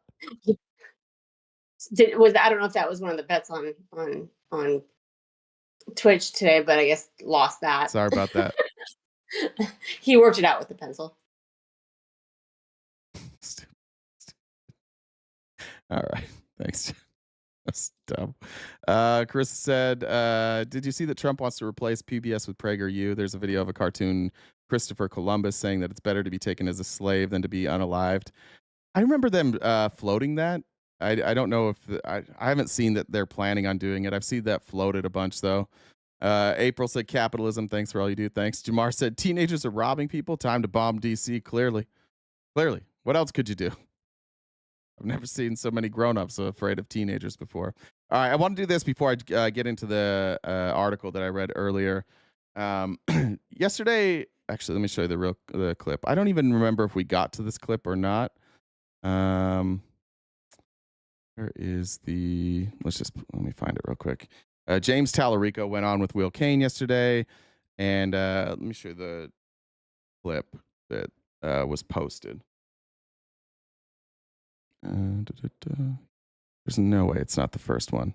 Jesus, that's crazy. If you search Tallarico, this is not the #1 clip, which is shocking. I would have thought this was one of his most viral clips. All right. Here's what was posted yesterday, I believe by Tallarico, but also all over the media. Representative, you gave the ball game analogy. In my view, what has happened here is you've done something in certain states, and you don't like it when it's done in Republican states. And now you're saying you've done the same thing as us. You've done the same thing as us, and we are going to, by the way, if you do it, we're going to ratchet it up even more, in the words of Gavin Newsom. My party has never gerrymandered in the middle of the decade at the request of the President of the United States, nor would we. The only way this is going to happen in blue states is if Texas executes this power grab. You mentioned Massachusetts. Right. Do you know the party of the governor that signed that map into law? He was a Republican. It was a Republican governor that signed that map into law. So I just want to be clear with our facts, and I don't want to muddy the waters. All of us, whether we're Democrats, independents, or Republicans, we should stand up to politicians who don't want to face accountability at the ballot box. That's exactly what's happening here. And I asked you, if Republican policies are popular, why do they need to redraw these maps? Why can't they just run on their policies? I'm getting wrapped on time. I'm enjoying this conversation. I want to let it go on, and I apologize. That's such is the nature of cable television. All right, so that's where it was cut almost everywhere. And I think it's fair to say that people assumed it went right to commercial after that. Will Kane is big mad about this, and he did a whole segment on this, and I'm going to show it. Johnny said, "I pay you, and you still don't read that." My bad, Johnny. I love you, buddy. I'm so sorry. It really, I want you to know, Johnny, that it eats me up that I forget every time I find out I missed one of your comments. I do feel really bad, and I'll usually text Jen like, "God damn it, I did it again." So here's Will Kane yesterday. After that goes viral and his feelings were hurt, he did a 7-minute segment trying to, 1, cover for himself, 2, call James Tallarico a liar, and I think 3, try and win back some favor. I don't think this goes that well for Will Kane. You guys let me know. Tallarico of Texas, described as a rising star Democrat, spent a good 10 minutes here on the Will Kane Show in a conversation that I largely thought was respectful, if not spirited. I like having those conversations and hearing from different points of view, and I recognize at times that much of this audience doesn't want to hear from someone they consider to be dishonest. But I like to give everyone a chance. They only want to hear from people that are dishonest. I guess who they view as dishonest, but if you go to Fox News, you specifically are going there to be lied to. And you know that. For honest debate. I thought that's what we had with Representative Tallarico. I was surprised then to all of a sudden see headlines after our show yesterday like this from the Daily Beast. Fox News host rages at Democrat after abruptly ending interview. Mediaite, Texas Democrat and Fox's Will Kane trade blows online after producer dumps out of fiery 10-minute interview. That's interesting. I don't remember dumping out of the interview. We all do. We saw it. We saw you say, "Oh, I'm up against a break." I don't remember cutting off Representative Tallarico. In fact, if I remember correctly, this is how that conversation ended. Okay, now real quick. The reason that cutoff was such a big deal when he's like, "We have a cutoff," and he ended the interview, is not because he was like, "I quit." It was because he asked Will Kane a question that Will Kane didn't want to answer. He basically said, like, "Can you show me an example of anybody else ever doing this?" My party has never, in the middle of a census, had the president call and ask for more seats and then redistrict. And that's when he cut the interview, right? So that it's not because he cut the interview. And this is what he's going to try and spin to Fox News viewers, is that like what they were really opposed to is the hard cutoff. No, it was the hard cutoff because you didn't want to answer the question. So when he shows this clip now, the only way that this changes anything is if in this extra time that he used after he said he had a hard cutoff, he went and he answered or responded to what Tallarico said, either answered it or responded in some way. Let's see if he did that. I also appreciate you being on the show. You're welcome to be here in Texas, sitting across the table for me. Hopefully soon when you return to take the votes, we would love to see you. I haven't had a good breakfast taco I haven't had a good breakfast taco in weeks, so I'm ready to come back home. Yeah, it's because you're in Illinois. Okay, thank you, Representative. Agreed. Okay. Thank you.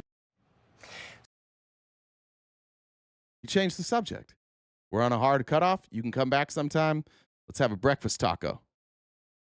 It changes nothing. This context that Will Kane got his fucking feelings hurt. You'll see this a lot in debate spaces, especially with people like Will Kane who are underprepared. There's a pretty normal strategy for people when they're losing a debate to focus in on one aspect of something they feel was dishonest. Whether that aspect has anything to do with the larger point is fucking irrelevant. They will focus on that one single point, and they will harp on that single point, and they will shout it from the rooftops. And so what Will Kane's doing is like, it didn't end right there. Yeah, no shit. Yeah, but you ended the conversation. You didn't want to discuss what he said. This doesn't add any context. This makes you look more like a bitch. Especially now that you're out here like, he's so dishonest. What a terrible guy. I don't know, Will. He kind of looks like you avoided that discussion and changed the conversation to breakfast tacos. So where did this come from? Why would this be reported like that at Mediaite, the Daily Beast, or all across social media? Well, being mad at the media is like being mad at a pig for being a dirty animal. It's just who they are. But a politician, a man of the cloth, someone who went to seminary and holds themselves out as the goodwill future of the Democrat Party, well, you can expect more, and I expected more. I just showed it, Hurt. I just showed it. That was him responding. He didn't respond, you dumb bitch. This will probably happen with Republicans. I show it to you, and you're like, are you going to show it? Yeah, we just did, idiot. We just fucking did. From Representative James Tallarico, who went to Twitter and posted this after our interview. I just went on Fox News to tell the truth about the redistricting power grab in Texas. I asked a simple question. If Republican policies are so popular, why do they need to redraw these maps? Why not run on their policies? He refused to answer and cut the interview early. Well, that's simply not true. Which part wasn't true? Did he refuse to answer that question? Yes. Did he cut the interview? Yes. Early? I guess early could be the contention there, that maybe it was scheduled to end at that time, but he didn't answer the question, and he did cut the interview. That's a lie. I answered the question about the popularity of Republican policies. No, we didn't. We just saw it. No, we didn't. Do we have it? I pointed out to the representative, the Republicans maintain a majority of every branch of government in both Texas and the United States as a reflection of the popularity of their policies. I pointed out that Democrats maintain historic lows in approval ratings. So do Republicans, by the way. To illustrate the unpopularity. This is one of those things. Don't let people do this anymore. There's this thing that Republicans love to do when they come in here and they're like 21% approval rating. First of all, that's one poll that has the Democrats at about 21%. Their average approval rating is around 30%. And then they're like, Donald Trump has 90%. Yeah, but what do Republicans in Congress have? What's their approval rating? It's around like 32, 33%. They're pretty close. The Democratic approval rating and the Republican approval rating are about the same. There's just this outlier of Donald Trump. But people don't like Republicans either. They're both at historic lows. Of their policies. But Representative Tallarico lied, not just about the end of our interview. He lied repetitively, by my count, about 4 times in 10 minutes. He lied as easily as he breathes. Once every 2 minutes, if we do the math. And this is why it's important. Because this politician, again, this self-described man of the cloth, is being... Keep bringing up that he's a Christian and then lies some more. Like Will Kane's going to not... Will Kane, I don't know who's running his show, but this is going to perfectly encapsulate what I've been telling you about Republicans. They're not necessarily stupid. They're fucking lazy. They are lazy. And his whole research team's about to be lazy because they stop when they get the answer they want and they don't follow the logic through. Propped up as a politician of goodwill. He's being laundered through the formats of credibility. This is him on Joe Rogan. He's so mad. Everyone's saying, no, Epstein killed himself. No, nothing to see here. And it's like, okay, well, that's why people are cynical. People are cynical because you had all this hope for change, and then you realize, like, oh, the same people that are pulling the strings are still pulling the strings. It doesn't have to be this way. That is, yeah, exactly. He talks shit the next day, but didn't have the balls to say it to his face. The reason is Will Kane was only mad that he got bad press. So Will Kane is scrambling to smear Tallarico now. Again, yeah, like you said, this stuff would have been fine. The other problem is all these things Will Kane claims are lies. Why didn't Will Kane know them in real time? I knew them. I would venture to say that any of the daily live streamers on this side of the aisle, any of them that I know, they would have all known the stuff that Will Kane didn't know in that interview yesterday. The key step. Right. So I'm That's not on. because you need to run for president. We need someone who's actually a good person. A good person is not defined by a youth pastor voice and a middle school teacher demeanor. A good person is defined, in my book, in part by their ability to tell the truth. And the way our interview ended was only one of the lies told by Tallarico. Okay. In our conversation, he seems to think he slam dunked on me about Republicans, all of them, voting against a, quote, gerrymandering law. He did. Democrats had a majority in Congress. They voted to ban gerrymandering in every state, red states and blue states. Do you know how many Republican members of Congress joined them in that effort? Which one? I'm sorry. Which state did you just refer to? Active listening. It's a real problem for Republicans. It's a real problem. Which state did you refer to? The reason he's not listening is because he's getting the answers in his ear. He's a puppet. Everybody at Fox News is a fucking puppet. There's somebody feeding him answers in his ear. So he's not listening to this question. He's waiting for the answer there. Amy Lynn said, so is he going to answer now? Lucian said, balls because all deserve Johnny's offering. That's true. Chelsea said, we love our Timu. Good trouble. Jay, thank you. Ryan said, fighting the crazy MAGA. Small thought, circle jerk. Thank you. David said, Jay, watch American Prime Evil on Netflix. It's all about that Mormon Utah history you were talking about. Yeah, I saw that. That's actually kind of goes over the Mountain Meadows massacre, but it's a little inaccurate because they put it in Wyoming and they put two stories together. But it's other than like where it's at, it's accurate. I'm asking, do you know how many Republicans joined Democrats in the U.S. Congress to ban gerrymandering? All the Democrats voted for it. 0 Republicans voted for it. That's vague. What is a gerrymandering law? What was It's not vague. He's talking about a specific bill.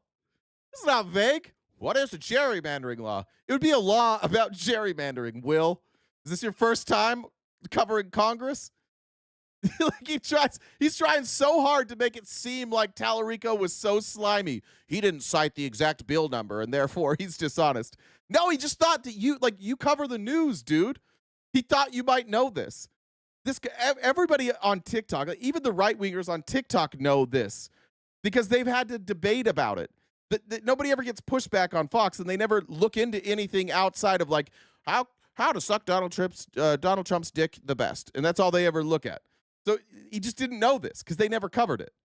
the gerrymandering law? Now, you can hold me accountable for not knowing in the moment, but what Tallarico is referring to there is HB 1, a bill attempted to be passed in 2021 that, yes, attempted to ban gerrymandering, and yes, Republicans voted against. But what Tallarico hid from you, what he lied, is that was only one part of the For the People Act. It also...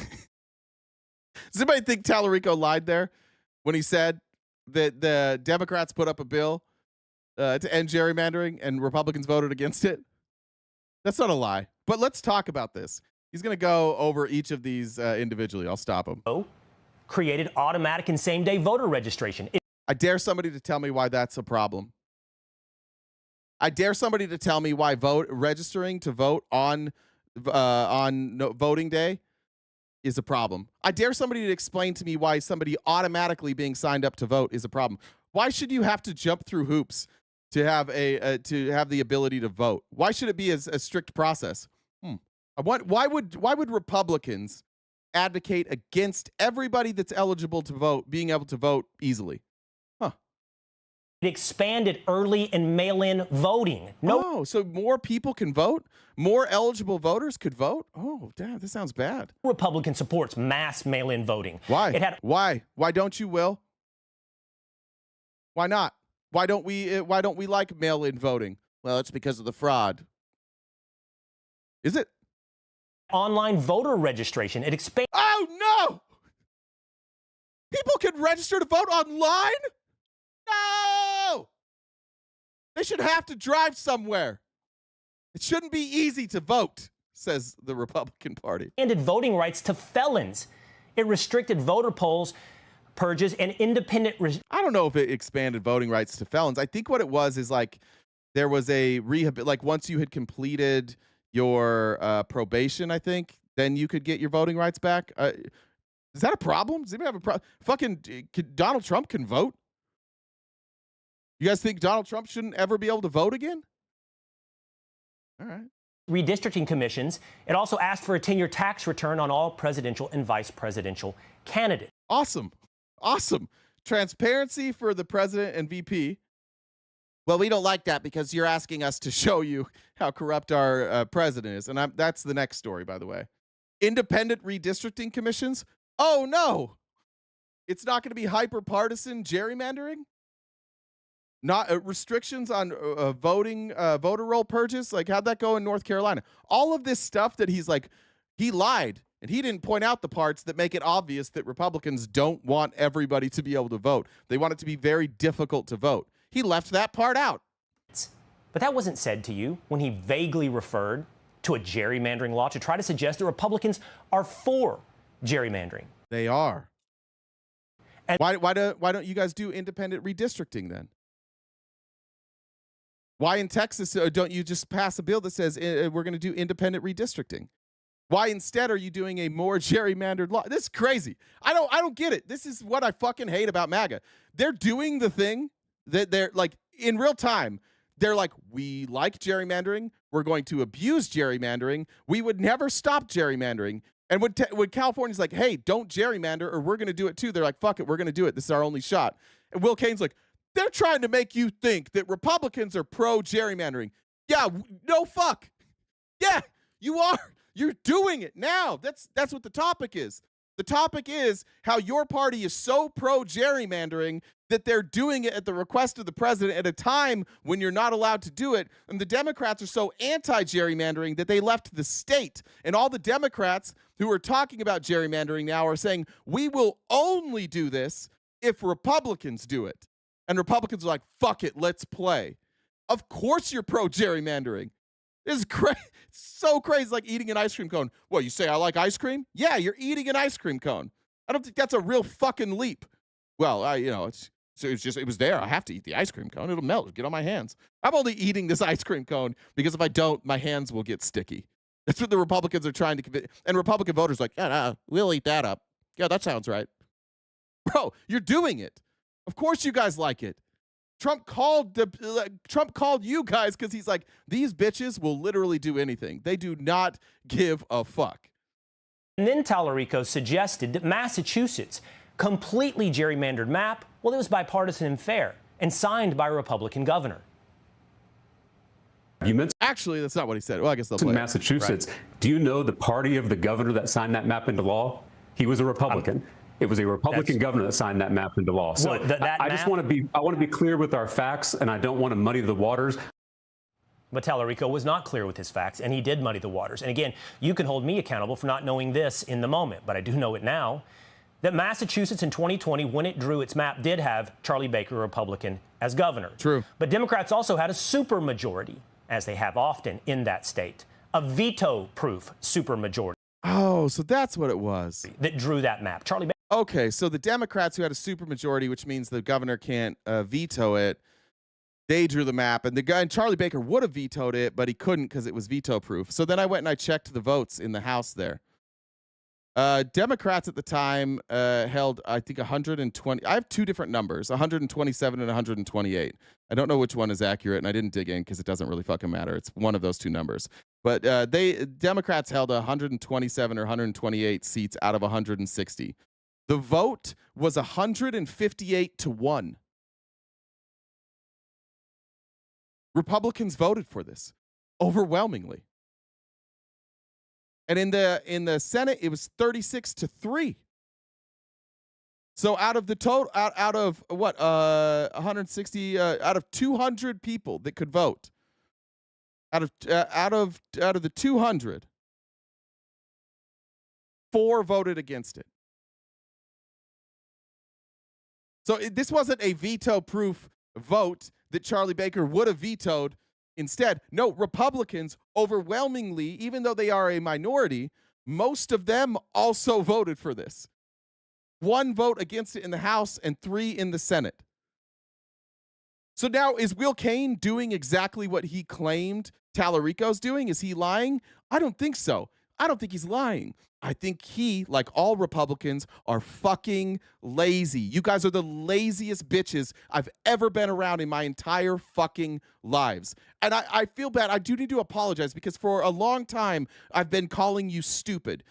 It's not the case. You're actually smart enough to know this. You're fucking lazy. You want everything handed to you. You want a fucking participation trophy for everything. You sit around with your mouth open like baby birds waiting to be fed your talking points, and then you never look them up because above all, Republicans are fucking lazy. That's why your states suck. That's why blue states have to work their ass off to pay all your fucking bills all the time. You guys talk about blue collar all the time, like, oh, this are blue collar Americans. No, the overwhelming majority of you are intellectually lazy. You guys complain about Springfield, Missouri. Springfield, right? You're like, all of these Haitians came into our town and they ruined our town. Why'd they have to show up? Because you fucking Republicans wouldn't go to work. You're all sitting on your asses. And all these manufacturing jobs are like, we got people. They won't work. They're just sitting there collecting checks.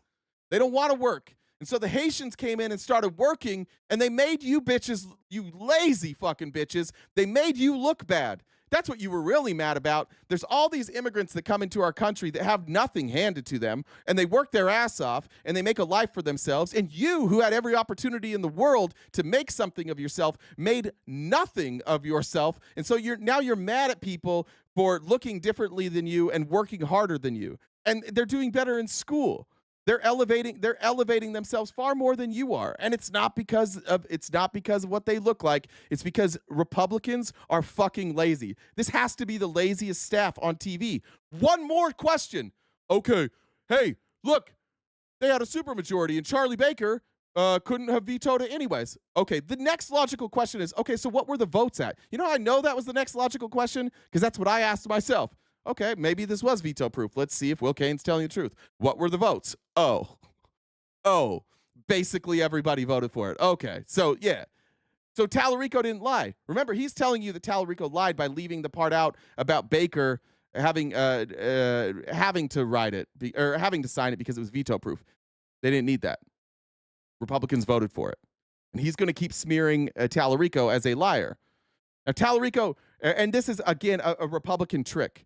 You say something in terms of conversation, they're like, oh, well, you know, you didn't give full context. Well, I didn't have 40 minutes to give you full context. It's a 5-minute interview. Some things you've got to fact check on your own. Some things you've got to be able to verify on your own. I can't just like come in with a source for literally every fucking claim. But even when they try to fact check, they're lazy. Baker could do nothing in Massachusetts, but that was hidden as well. Another lie by Tallarico.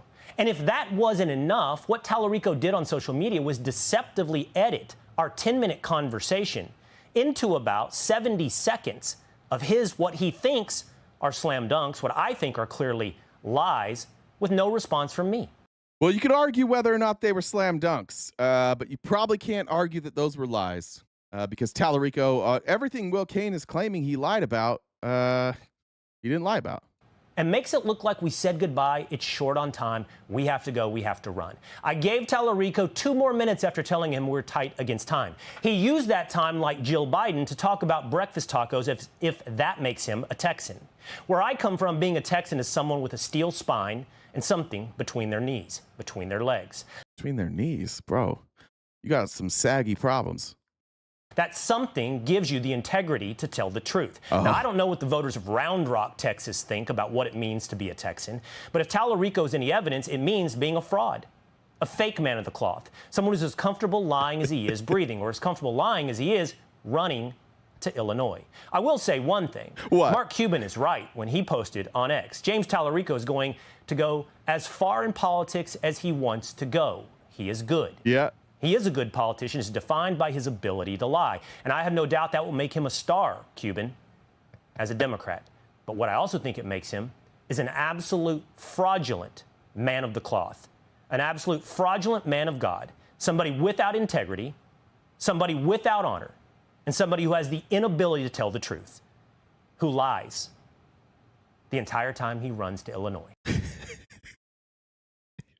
He's such a bitch. He threw a 7-minute temper tantrum to revisit a viral moment that didn't go his way. Sorry, dude. Sorry it didn't go your way yesterday. You convinced nobody there. This is just like going back to now his crowd. He's like, guys, can you make me feel better? I got some bad press yesterday. Can we all together pretend that Tallarico's evil? Because he didn't tell me the details of a bill that I, as a newsman, should know. Guys, he's bad, right? It's him. He's a bad guy. I'll read some comments here, and then we'll get into the meat. I think I read that one. Good Trouble gives off Ned Flanders from The Simpsons vibe with that mustache and glasses. Ned was ripped too. That's true. When the shirt came off, Ned was ripped. I think that most people, if you see Good Trouble, I think most people who have seen Good Trouble and then see him with his shirt off are like, I didn't see that coming. Becky said, for more colored pipe cleaners, thank you. This is my daughter. She likes to decorate my microphone sometimes. And if any of you know about my relationship with my daughter, she gets to do whatever the fuck she wants, and I just tell her I love her. So I'm not very good at telling her no. So if you ever see some weird shit, it's probably her, and I'm not going to change it. All right, I want to get to this article. This came out in the New Yorker today. You're going to hear a lot about this. You're going to see segments about this, but I wanted to get in on it early. There are a lot of things coming out right now that we like. If you have been watching this show, you're so early on, and I think that's one thing that, at least for myself, I think that I'm proud of is that we are regularly early on most of these stories. Like I saw The Blaze. Give an example here. The Blaze now is covering this story. This came out on, I think, the 11th. Does he live in a very nice swank house here in the city? But we get word that he has amassed over $85,000 in unpaid rent. That comes out to just about $21,000 a month for his luxury. It's about Corey Mills. DC penthouse. He did well in arms sales, at least for a period of time, and different kinds of foreign contracts. There's allegations or suspicions that maybe there was even a marriage that was part of furthering those business goals. But since then, there's been some trouble. Accusations of multiple women in multiple states. Did he actually? Anyways, I'm probably going to have to get that music's probably copyrighted. But like we covered that 2 weeks ago. A week ago, probably. I just want to point that out. That now, like, even these right-wing outlets now have to come back and be like, all right, we got to talk about Republican Corey Mills. Did I check both of those, by the way? I want to make sure I did Cash App and PayPal. I did. Okay. This came out, I believe, this morning from the New Yorker. Do I have that date right? Their date? August 11th? No, I guess it came out a few days ago. Wow. I'm just seeing it now. This is from David Kirkpatrick. This is probably some of the best investigative journalism I've ever seen in my life. And some of it's going to be a little boring for the MAGA folks. I would just say to you MAGA folks, I expect the numbers of viewers to go down when we cover this, because when you guys are confronted with uncomfortable information, you run like cowards. I would encourage you to stay here. And when we're done with this, I would encourage any of you to join, send Jen a message from Discord and come up and talk about this, because I would like to know why this doesn't bother anybody. The title of this article is the number, how much is Trump pocketing off the presidency? And I'm going to skip a lot of this stuff. You can go read it. Again, it's from the New Yorker. But I went through this and just highlighted the stuff that I feel like tells as much of the story without having to read the whole thing. Many payments now flowing to Trump, his wife, and his children, and their spouses would be unimaginable without his presidencies. A $2 billion investment from a fund controlled by the Saudi crown prince, a luxury jet from the Emir of Qatar, profits from at least 5 different ventures peddling crypto, fees from an exclusive club stocked with cabinet officials and named executive branch. Fred Wertheimer, the dean of ethics reform advocates, told me that when it comes to using his public office to amass personal profits, Trump is a unicorn. No one else even comes close. Yet the public has largely shrugged. In a recent article for The Times, Peter Baker, a White House correspondent, wrote that the Trumps have done more to monetize the presidency than anyone who has ever occupied the White House. But Baker noted that the brazenness of the Trumps family money-making schemes appears to have made such transactions seem almost normal. How much money does it all amount to? What's the number? In March, Forbes, known for ranking the wealth of billionaires, estimated that Trump's net worth has more than doubled in the previous year, surpassing $5 billion. In July, so just a few months later, in July, the Times put Trump's wealth at upward of $10 billion. Yet both estimates include billions of dollars in paper profits that would almost certainly disintegrate if the Trumps pulled out of certain investments.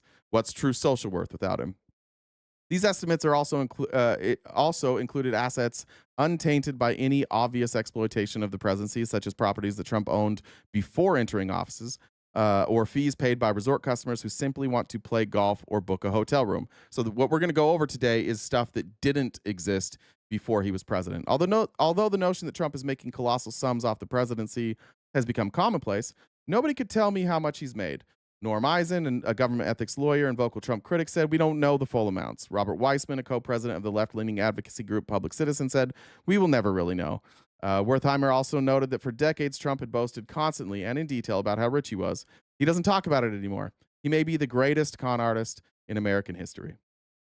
Let's start here. The Apprentice, on which he played the outsized version of himself that he always tried to project to the world, once covered his losses. In the 7 years following its debut, the show paid him $135 million, and its glamorizing effect allowed him to make money without buying or building anything, just by licensing his name and selling endorsements. This number is important for a reason. Donald Trump, from 2004 to, 2011, made about $135 million. That's good. That's a significant amount of money. And that's for 7 years of the #1 rated show on NBC. I don't know if they were #1 the entire time, but for a good amount of time, they were #1. I used to watch this with my dad. Nearly all the real estate projects he announced during this period, from Hawaii to Israel, were all licensing deals. And he made about $103 million there. So in those 7 years, what are we at, $238 million? And he was bragging about how rich he was. And he is very rich. Maybe not a billionaire. It depends on how you look at his debt. But it said even then, even at those times, that wasn't enough to keep Trump in the black. According to annual reports, Trump sent their lenders from 2011 to 2017. During those years, Trump brought in $259 million from TV and licensing. But thanks to his habit of overspending on properties, he still reported a negative cash flow of $46.8 million, which allowed him not to pay any taxes, which is pretty cool. So let's get into, I want to get into what he's being paid now. Here's a chart of Trump's net worth in crypto. Trump media, 1.3 billion. Trump coin, 385 million. Token investments, 412 million. Finances, 320 million from the Persian Gulf. About 20 million from 1789 Capital. The private jet, which I'll skip because I still think that counting that private jet, I do think Trump's going to try and keep it, but I don't want to argue about whether or not it's going to go to the presidential library and how that's going to work. It's definitely not going to the Air Force like they say it's going to. Legal fees and Trump merch, 127 million. Hospitality, 125 million at Mar-a-Lago, 105 million from Saudi deals. Trump Hanoi, 40 million.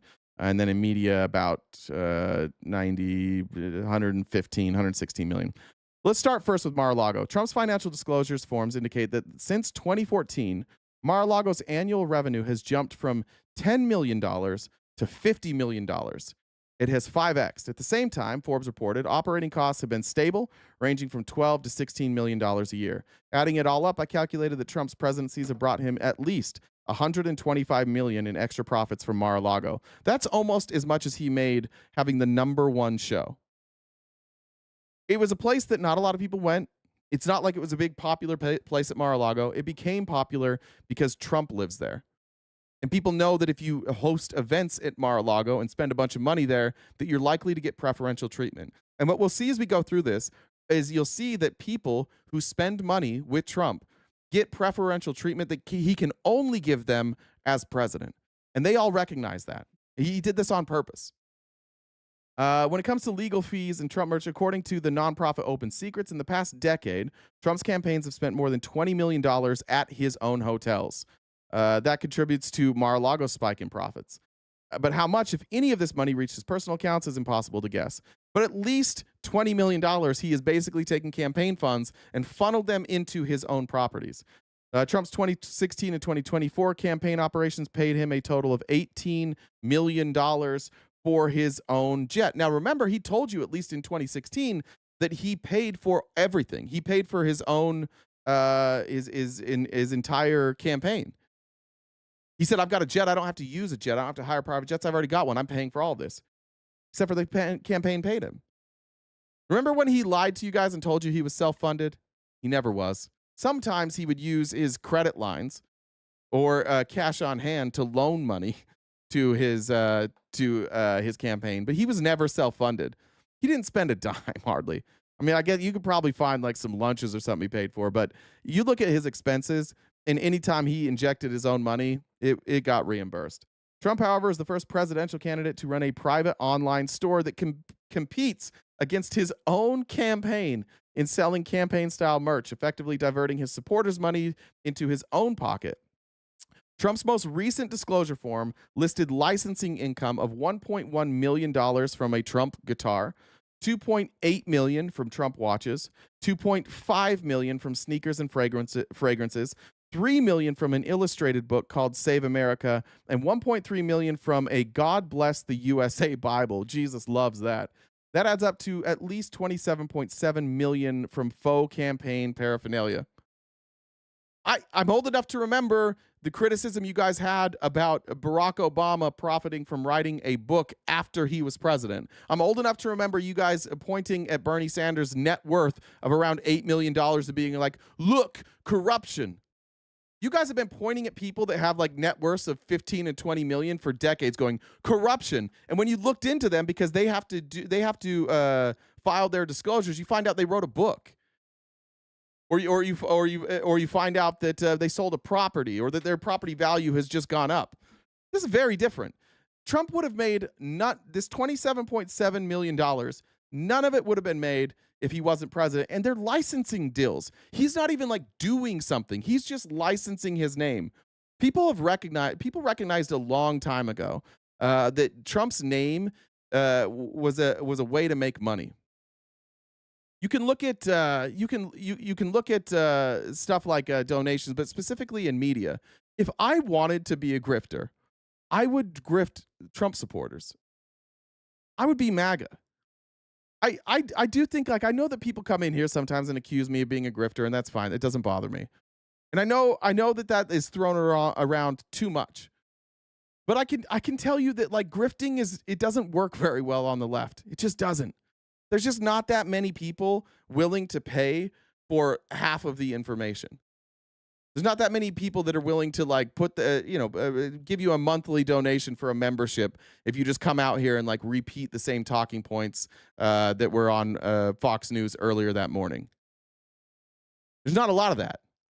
But if I was on the right, I could just take any bit of content I see, and I could just rewrite it and make it my own and put out a TikTok video, and I'd do really well. Go look at older millennials' TikTok. I've told you guys this before, but like anything he ever puts up that seems like it's researched at all is just something he stole from like Charlie Kirk or Benny Johnson, and he reframed it in his own argument. But Republicans, what they want to see out of their media is confirmation bias. We all want this a little bit, but like those are the big hitters. So you just come out and you say the same thing that everybody else is saying. And they're like, fuck yeah, fuck yeah. They want to tune into a live and they want to hear what they've already heard. They want to see a face on a camera that they think is cool, saying exactly what they say, and they're like, oh yeah, that guy's smart because he's saying what I'm saying.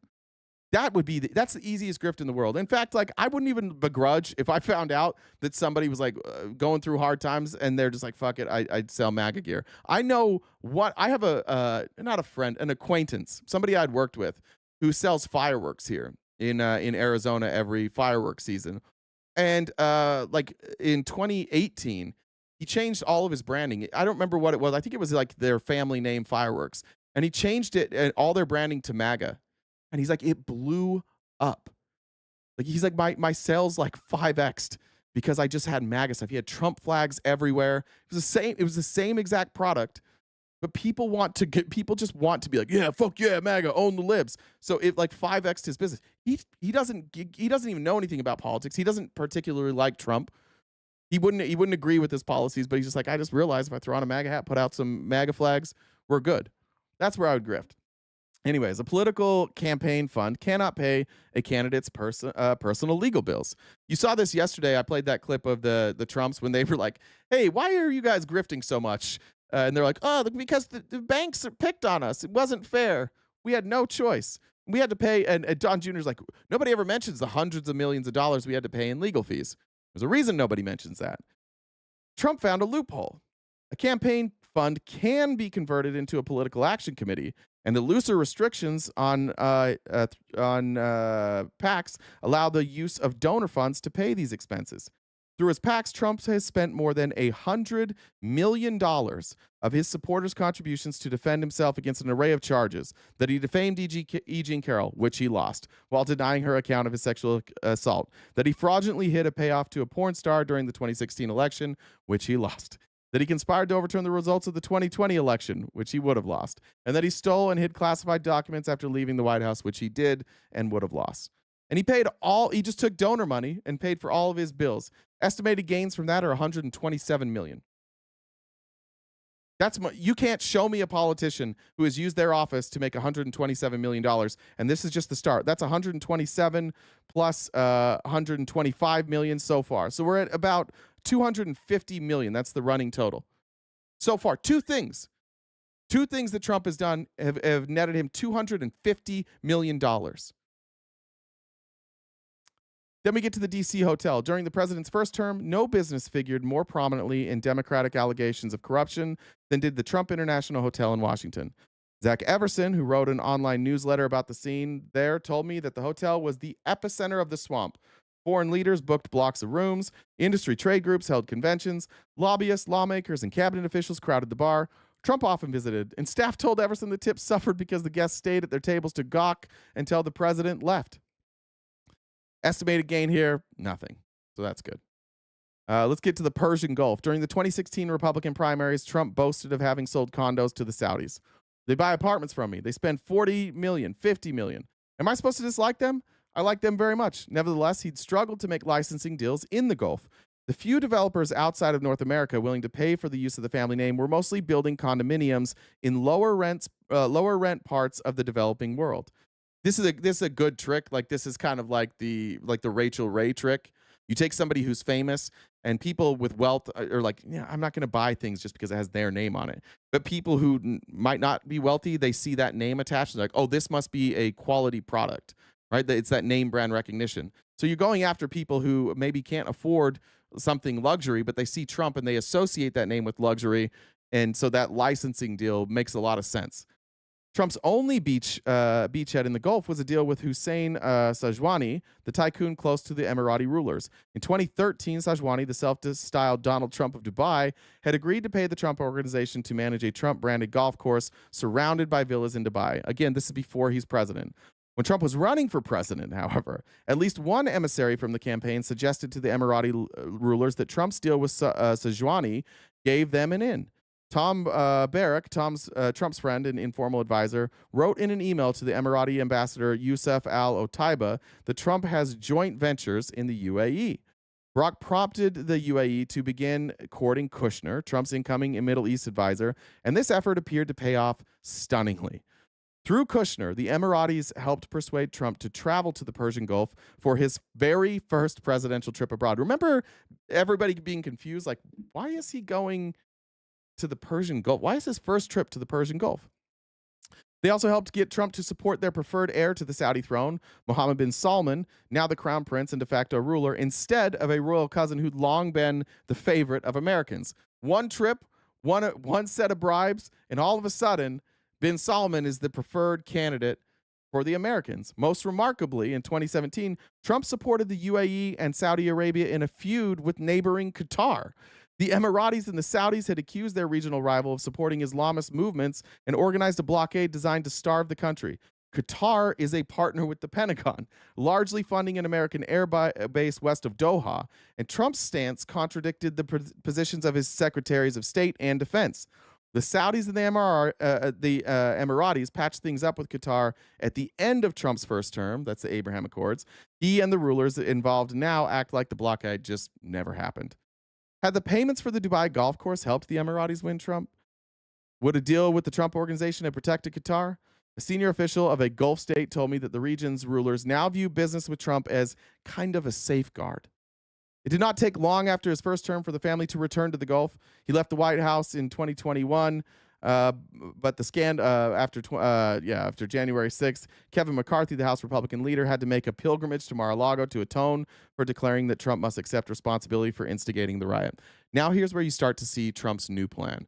After he leaves the White House, I think what Trump realized is that if these Republicans are just as power hungry as he is, and they're just as willing to take bribes as he is.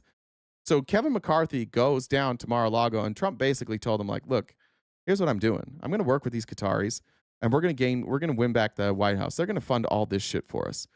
I'm going to work all these countries I have connections with. I'm basically cutting a deal with them where if I'm back in the White House, they're going to fund the fuck out of me, and you guys can come along for the ride. Kushner is the first to go. During Trump's first term, he'd quietly backed bin Salman during the prince's consolidation for power in Riyadh, even pushing Trump to stand by him after the Saudis murdered Jamal Khashoggi. Do you remember that? Remember the Saudis murdered Khashoggi and we didn't do fucking anything? We just were like, that's fine. Guy writing for the Washington Post, lives in Virginia, nothing. Just not a peep. Those are the guys that are funding Trump right now. They killed Jamal Khashoggi. If you remember the story, Jamal Khashoggi showed up at the embassy with his wife, and his wife sat out in the car waiting for him, not knowing what had happened, while they killed him, dismembered him, took his body out in parts while she sat out in front of the building. And they snuck, there's no video of Khashoggi ever leaving. Why? Because they literally dismembered him and carried him out in parts. And not a peep from Donald Trump. And now those are the people he's in business with. Now those are the people that the UFC is in business with. Now the Saudis are just working with all these people. What's his name? Dave Portnoy now is like trying to work out agreements with them. Boxers, people like Jake Paul, in bed with these same people. They have Live Golf. We have a golf tour in this country that is like the Patriot Golf Tour, the one that like they all love because they all took bribes from the Saudis. $300, $400, $500 million bribes from the Saudis to go join a golf league that is trash, and they spend millions of dollars at Trump properties. And it's like a conservative wet dream. They love it. They think this is like free speech. It's the Saudis bribing them. The same people who funded 9/11 are funding Trump. They're funding this golf league. They're funding sports leagues. They're funding everything. In fact, next summer on the 4th of July, we will have a UFC fight that is on the White House lawn. And it will be largely funded by the Saudis. It's crazy. The Saudis funds panel of investment advisors unanimously. Oh, sorry. Let me get this. Shortly after leaving the White House, Kushner asked the Saudi Sovereign Wealth Fund to invest $2 billion with the private equity firm he was founding, which is called Affinity Partners. The Saudis panel of investment advisors unanimously, that means everybody agreed, that Kushner should not get this money. He'd worked almost exclusively in real estate, never in private equity, and he was asking the Saudis to put up a vast sum when no American had invested a penny. The panel called the management fee that Kushner wanted 1.25%, or $25 million each year, excessive, especially given his lack of relevant experience. The advisors also worried about a public relations problem. The deal might look like a payoff, because it was. The Saudis' fund board, controlled by the Crown Prince, just ignored the advice, and they did it anyways. $2 billion. Emirati and Qatari investors soon kicked in hundreds of millions more. Other members of the peace agreement called the Abraham Accords. Terry Gao, the Taiwanese businessman and politician who founded the manufacturing giant Foxconn and maintains close ties to China's leaders, also invested. While in the White House, Kushner helped arrange subsidies for a Foxconn factory in Wisconsin. Why is the Trump White House with Kushner giving government subsidies, taxpayer subsidies to Foxconn, who's deeply connected to China, given all of how much they hate China? Right? Trump keeps telling you he hates China and they're like this big enemy, but he doesn't seem to ever do anything to hurt them. He seems very willing to give the Chinese government sweetheart deals all the time. If all investors besides the Saudis pay the industry standard management fee of 2% a year, Affinity's annual revenue comes into $81 million. That's what Kushner is making off of the presidency. $81 million per year is what Jared Kushner, who had zero experience to do his job in the administration and the job he's doing now. $81 million. Like, you guys, are you ever allowed to talk about corruption ever again? If you can't talk about this, you guys held for 4 years. You did Hunter Biden's laptop. You dug through all of Hunter Biden's finances. You talked about like how much money he benefited. $81 million a year is what Kushner's getting. $81 million per year. And Trump's up to $250 million. But yeah, it was definitely Hunter Biden that we should worry about. I actually do think that there's part of like going after Hunter Biden, I do think, was that Trump knew what they were doing. These guys all knew what they were doing. And they knew that if they smeared Biden and Hunter in this way, that nobody would care. And that's exactly what happened. And there's a reason for this. There's a reason nobody debates this. It's because you get to just what about your way through this. If you talk about conservatives, if you talk to conservatives about this, they'll be like, well, Hunter Biden did it, so why can't we? Now, Hunter Biden didn't do it, right? But there's so many lies about Hunter Biden that it would take hours to get through that. You cannot compare this and Hunter Biden. And let's just a couple glaring differences. Number one, Jared Kushner made this money while in office and after office. Hunter Biden was never in office. Hunter Biden didn't hold a role. And while Joe Biden was in office, Hunter Biden was no longer profiting. So there's one significant difference. Another significant difference is you can find no evidence of anything Joe Biden ever did to benefit Hunter Biden. Now, they say getting the prosecutor fired in Ukraine, but that's a lie too, because the prosecutor wasn't investigating Burisma. He refused to investigate Burisma. And Republicans, again, they stop. They always fucking stop here. They go, Joe Biden fired investigator who was investigating Burisma. And then they stop. And they never look at it. And they never find out that investigator refused to investigate Burisma. And after they fired him, they hired somebody, and that person did investigate Burisma. And the owner of Burisma fled to Russia because the accusation was that Burisma was working on behalf of the Russian government. And then the prosecutor also fled to Russia.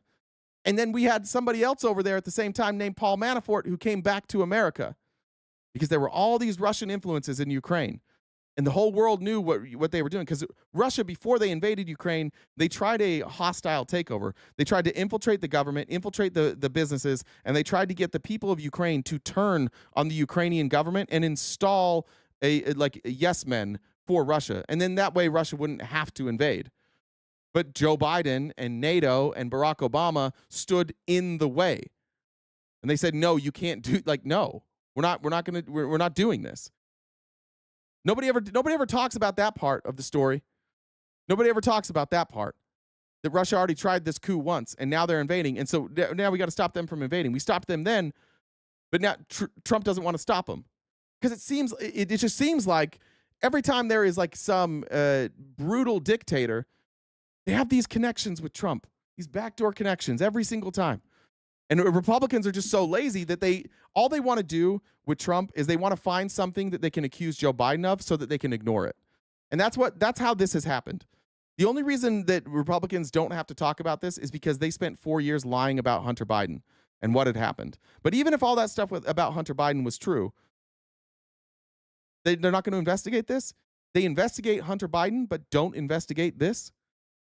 See what I mean? Like, none of you Republicans give a fuck about corruption. You just want to play whataboutism because this is blatant. Let me scroll down here. Congressional Democrats have asked if Kushner might be selling influence as part of these deals. Since leaving the Trump administration, Kushner has described himself as an informal foreign policy advisor to his father-in-law and to members of Congress. He's also reportedly conversed with the Saudi Crown Prince about such foreign policy matters as relations with Israel. And at a conference last year, he said that thanks to his White House experience, he and his firm could do things on the geopolitical side and on the connections side. What does that mean? What can they do because of geopolitical side and the connection side? If this isn't blatant corruption. Let's go down here. Estimated gains from these deals with the Saudis, $320 million. Total running number, $572 million. Half a bill. What was Obama's net worth? Like $100 million? You guys wouldn't shut up about that? This is 5X and we're not even there. I'm not playing. First of all, I'm not playing whataboutism. Joe Biden didn't even play whataboutism. Did you know Joe Biden was the president of the United States, and he allowed the FBI to investigate his son? He could have put a stop to that. If he was as corrupt as Trump and he had an attorney general who would do what he wanted and a DOJ who would do what he wanted, he would have just ended those investigations, but he didn't. He never got in the way of that. That's the difference. All right, more Saudi stuff. By 2020, with Trump's new image tarnished by his tumultuous political career, many developers in the Middle East saw less economic value in his name than they once had. The number of international developers paying to license his name had fallen to 5, down from 11 before he ran for president. So the Saudis over there, they're like, this is, the only reason we're investing in this guy is not because of his business acumen. It's because of his connections. And he leaves in disgrace, so they're like, all right, a lot of us have got to get out of this business because we just really want the connections. But in November 2022, Trump, after becoming the presumptive Republican presidential nominee, announced an anomalous new deal. Dar Al Arkan, a Saudi real estate company, had agreed to pay the Trump organization to manage both a Trump hotel and a Trump golf course at a vast cliffside development in Muscat, Oman. In addition, Trump would likely get a cut from sales of villas surrounding the course. The Sultan of Oman is also a partner. The project, when completed, will be the Trump organization's first hotel management deal overseas. Small-scale managers like the Trump organization, which currently run just 8 hotels, can typically land only 10-year contracts, but the Oman project reportedly made a 3-decade commitment. Developers tend to grant such terms to behemoths like Hilton or Marriott, whose scale enables them to lower costs and attract customers in ways that Trump never could. In the months after Trump's re-election, Don Jr. and Eric signed a blitz of licensing deals with the same Saudi company for major products in Riyadh, Jeddah, Dubai, and Doha.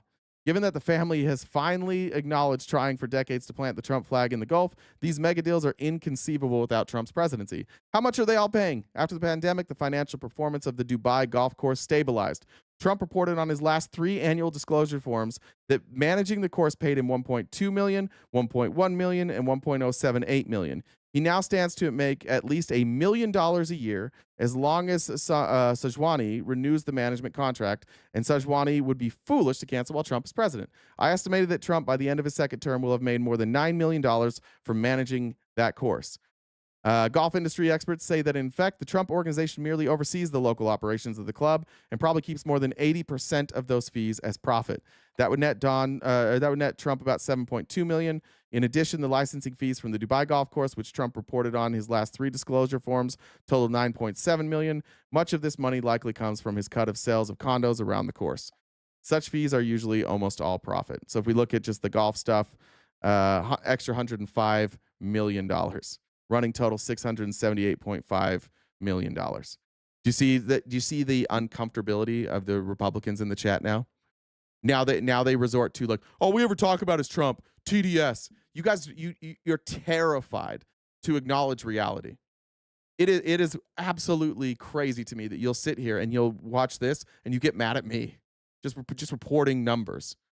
Can you explain to me why a guy who has never made this amount of money in his life ever is suddenly, now that he's president, making this amount of money? Getting deals that make no fucking sense?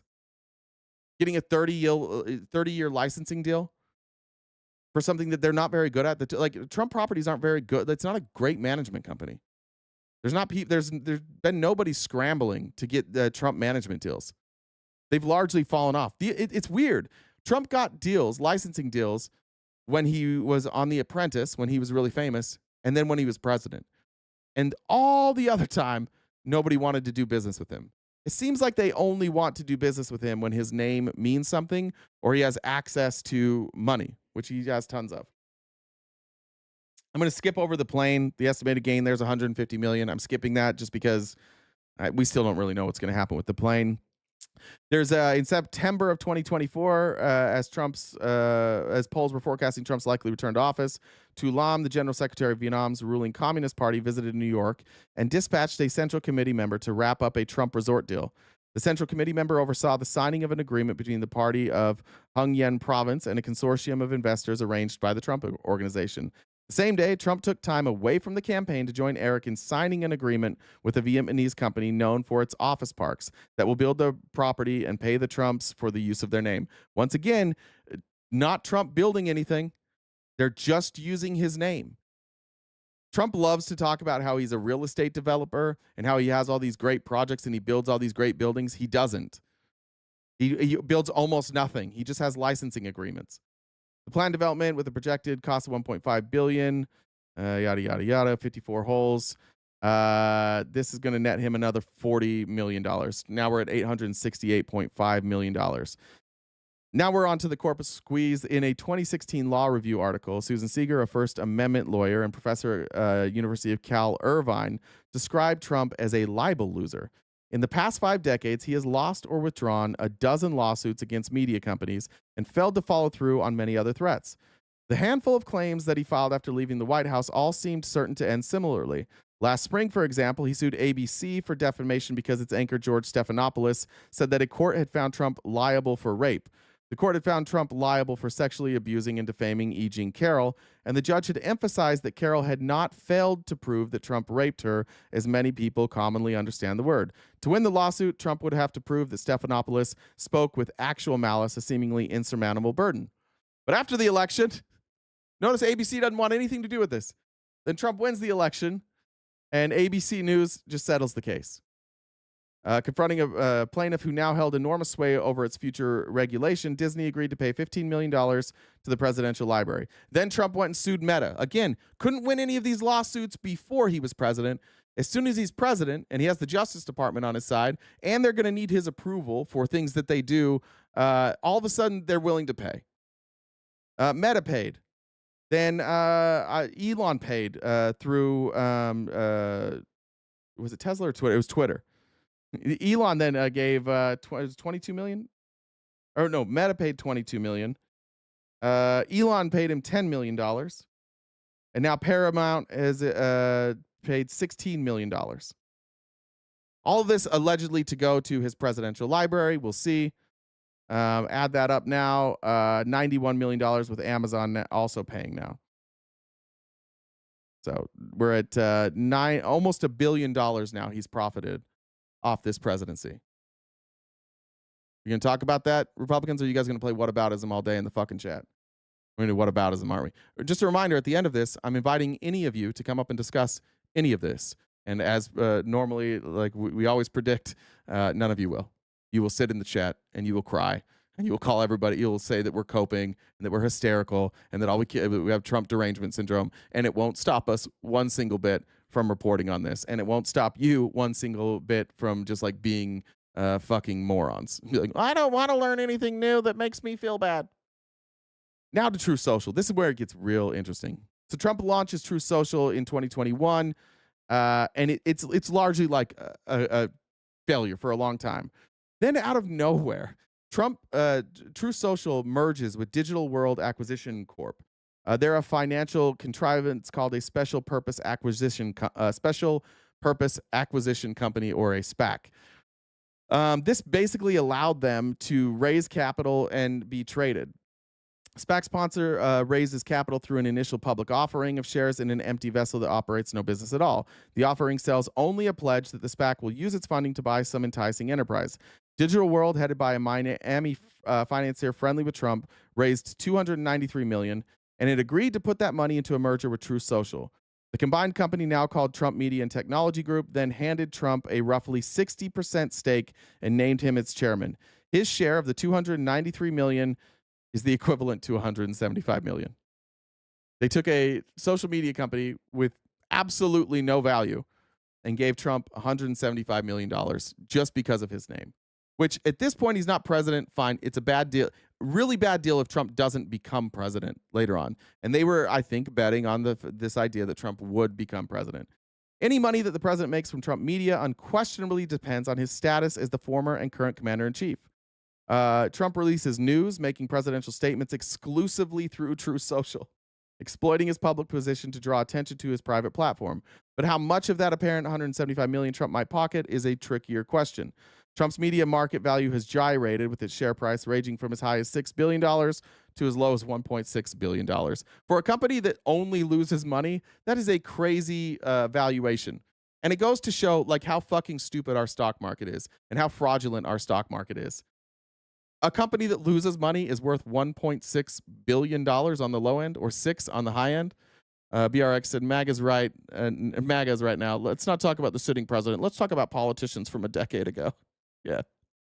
RJ said, thank you for continuing to spread gay data. They are so afraid of facts. They have to come up with new ways to insult the message. Did they call it gay data? That's nice. Oh, that's good. I'm fine with that. Rory said, my grandfather painted my face. Took me hours to remove. She gets whatever she wants. Been there. Absolutely been there. Trump media lost more than $400 million last year. And in each of the past 4 quarters, the company has brought in only about $1 million or less in revenue. It has never shared a convincing plan for making True Social profitable. Institutional investors call it a meme stock. That is, Trump's media share price fluctuates with small investors' feelings about Trump, regardless of any underlying value. Trump recognized that he has an army of loyalists who are dumb. And they think that everything is so tricky. They think finances are so complicated. And so they just invest hoping that the stock will go up because they love Trump. And by doing that, it causes the stock price to go up because they keep just investing. And they're like, oh, this price will never stop going up. So they just inject money. But it also creates a scenario where if anybody wants to gain favor with Trump, go dump $1 million into his stock price. Just keep raising that stock price. And maybe you'll get a favor. And we'll get to that here in a minute. The past spring, I asked Dubinsky, the forensic accountant, to estimate how much True Social had added to Trump's wealth. Applying metrics used to evaluate other social media companies, such as daily users, has about 400,000. There are YouTube channels with more than that, like a lot of YouTube channels with more than that. Dubinsky put the value of Trump's stake at between $4 million and $20 million, though he considered $20 million very generous. To be charitable, he suggested adding another $5 million, putting Trump's stake at about $25 million. He commented, I personally would never invest in it. But Trump's media and technology group never responded. So they say it's gained him about $25 million. That depends on what happens to their meme stock. Then you have 1789 Capital. This is a joint venture with Michael Milken. Basically, you have all these Ned's Club. It's a change of luxury social clubs in London, New York, and Doha. Ned's is owned by Ronald Burkle. He's a Democratic donor, and so and he's a majority owner in Soho House, which is a sister company. This is a club that Don Jr. is now pushing out called the Executive Branch. It's supposed to rival what is it? Ned's. This is their plan. Just look at some of the numbers that are involved, or some of the people that are involved here. Omid Malik, he's a financier, a Trump donor, Mar-a-Lago member. Zach and Alex Witkoff, Steve Witkoff's kids. You know, Steve Witkoff, the one that's just over negotiating deals all over the world right now and doing a terrible job. Christopher Berksick, a conservative writer. And was there anybody else? There's a membership for this, and it's something like $100,000 and $1 million to join. Basically, they've made estimated gain on this about $20 million for this new set of clubs. That again, it's called Executive Branch. Could they open a club that anybody gave a fuck about called Executive Branch if their daddy wasn't the president? And again, this is part of the Trump organization. This isn't Don and Eric making money for themselves. It's for the Trump organization, which Donald Trump makes on that too. So again, a difference between if this was Eric and Don Jr. and they were just making money and they weren't connected to Trump, then maybe you could say it's similar to Hunter Biden. But this is money that Trump is making. Again, $0 and 0 cents ever tracked back to Joe Biden. All of this money goes back to Donald Trump. All of it. These are all his organizations and his blind trust. Then we get to crypto. Eric Trump, the public face of the Trump organization while his father is in office, often says that his family first fell in love with crypto in the years after the Capitol riot. We covered that yesterday. They claimed that the banks all debanked them, so they had no choice, except for they still had bank accounts. It's just like Capital One said, we're not going to do business with you anymore. And here's all your money, and you can go take it and put it in a different bank account. But they want you to believe that they were forced to go to crypto so that you don't pay attention to the fact that what they saw in crypto was not a banking solution, but what they saw in crypto was a money-making opportunity. Like many boosters of crypto, Eric sometimes struggles to explain what it's good for. Aside for crime and casino-like speculation, cryptocurrency essentially refers to marks in an online ledger called a blockchain, which tracks the contents of digital wallets. No utility in any of this. I've talked, you guys have seen me talk to crypto lovers all the time. Nobody can ever explain its utility. Nobody can ever explain how it's any different than like currency, other than the price, the speculation drives the prices up.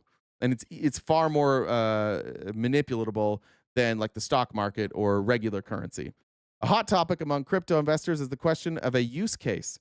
At the recent conference, Eric responded to this by complaining, not for the first time, that it took him 100 days to close a home mortgage.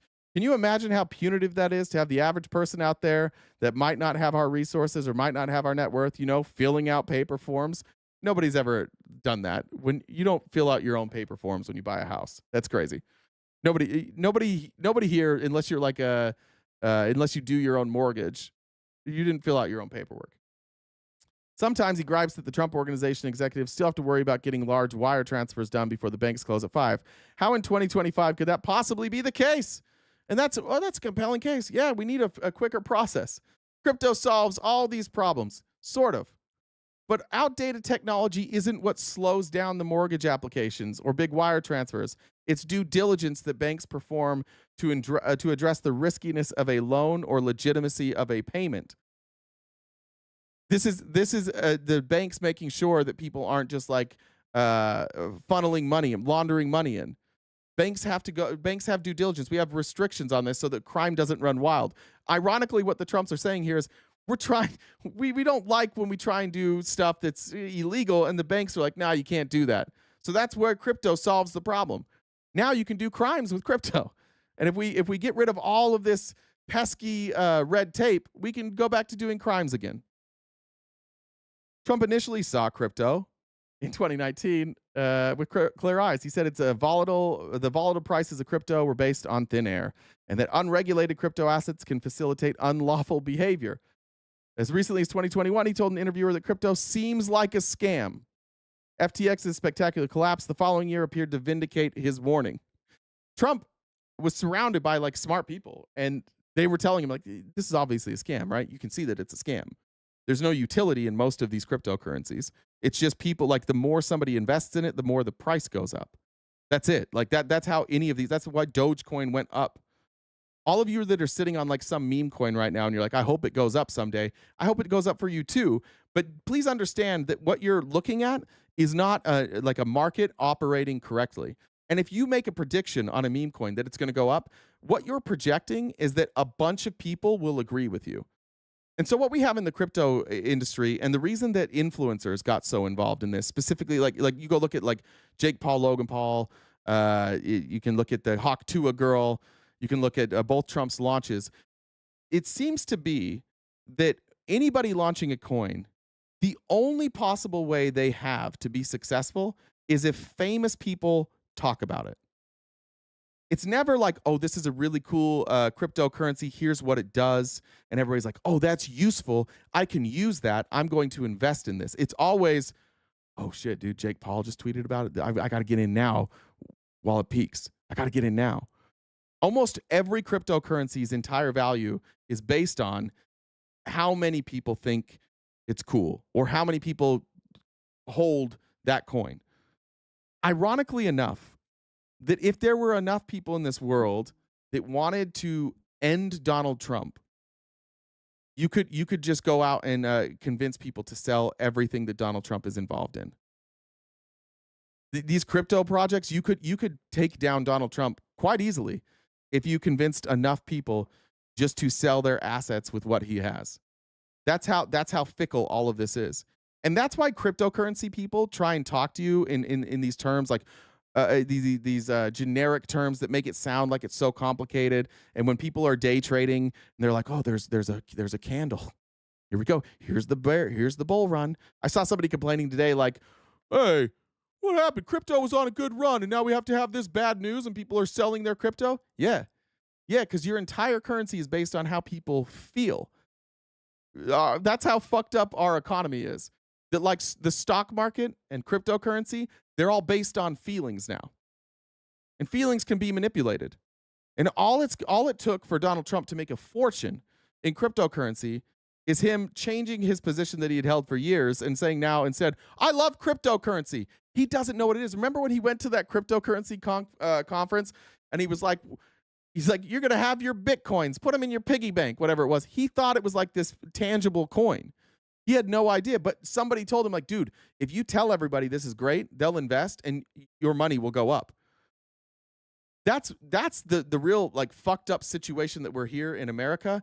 Is that any one of you that has a retirement account, any one of you that holds stocks, any one of you that holds crypto, you are one bad news day away from being fucked. Because they're not driven like there are like blue chip stocks that have been around for a long time that like they operate within like, is this company profitable? Is this company not profitable? Places like Ford and GM, I use this all the time, but like Ford and GM, they are established auto manufacturing companies, right? And their stock price is, I think Ford's is around like $10 to $15 and GM's is like $20 to $30.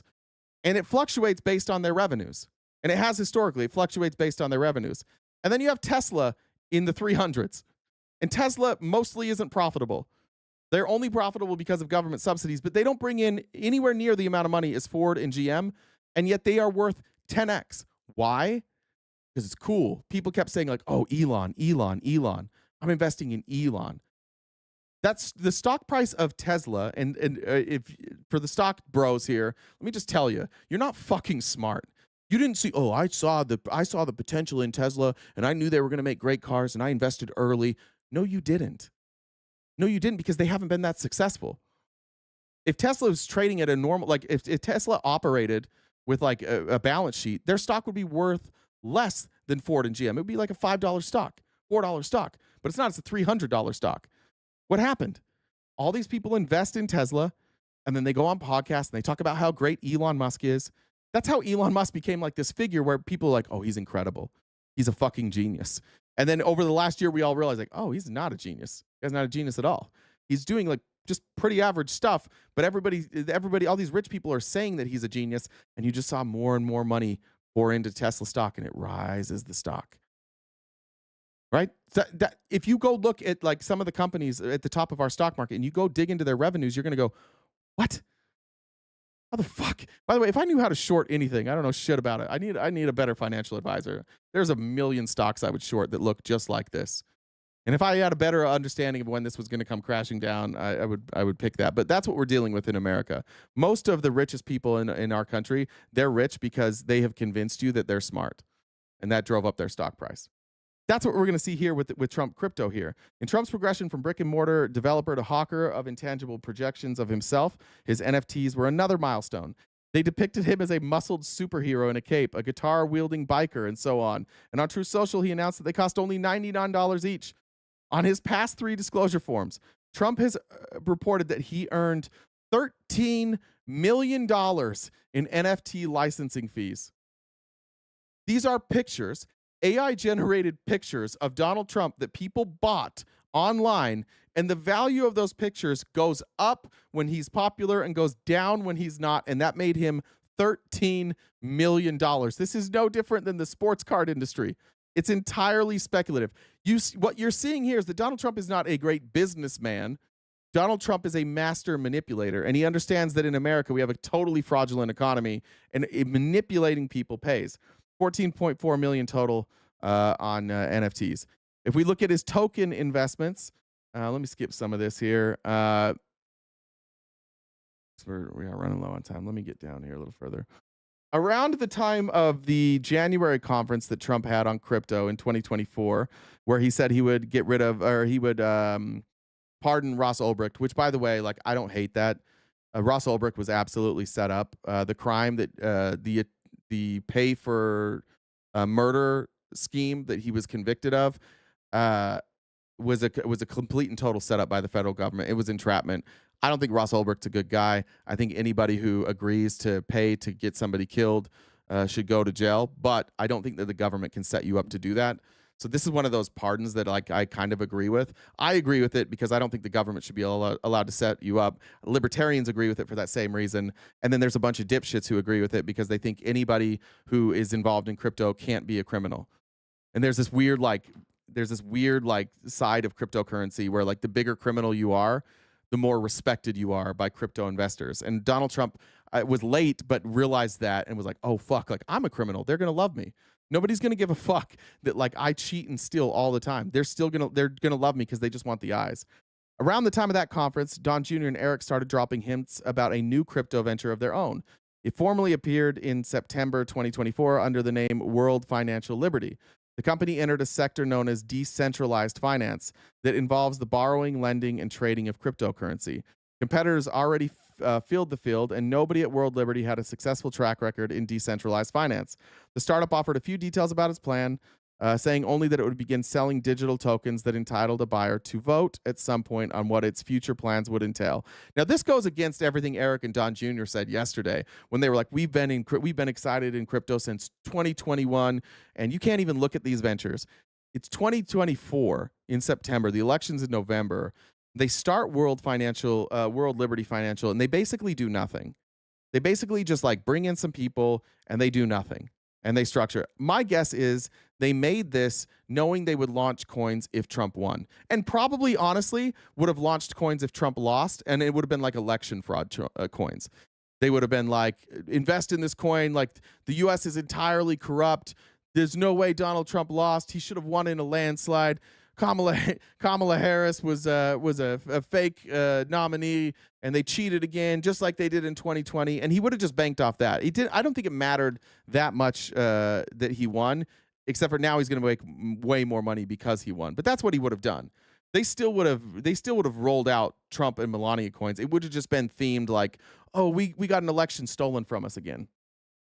Accordingly, only non-Americans and certain big investors could legally buy the tokens that they had. The tokens somewhat resembled stock certificates, except that they conferred no share of the company profits, couldn't be sold or transferred, and came under scant government regulation. So they raised $2.7 million, and they basically were raising these notes that were like, you can't sell these, but you're in.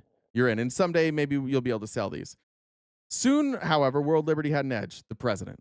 The company billed itself as the only decentralized finance company inspired by Donald J. Trump.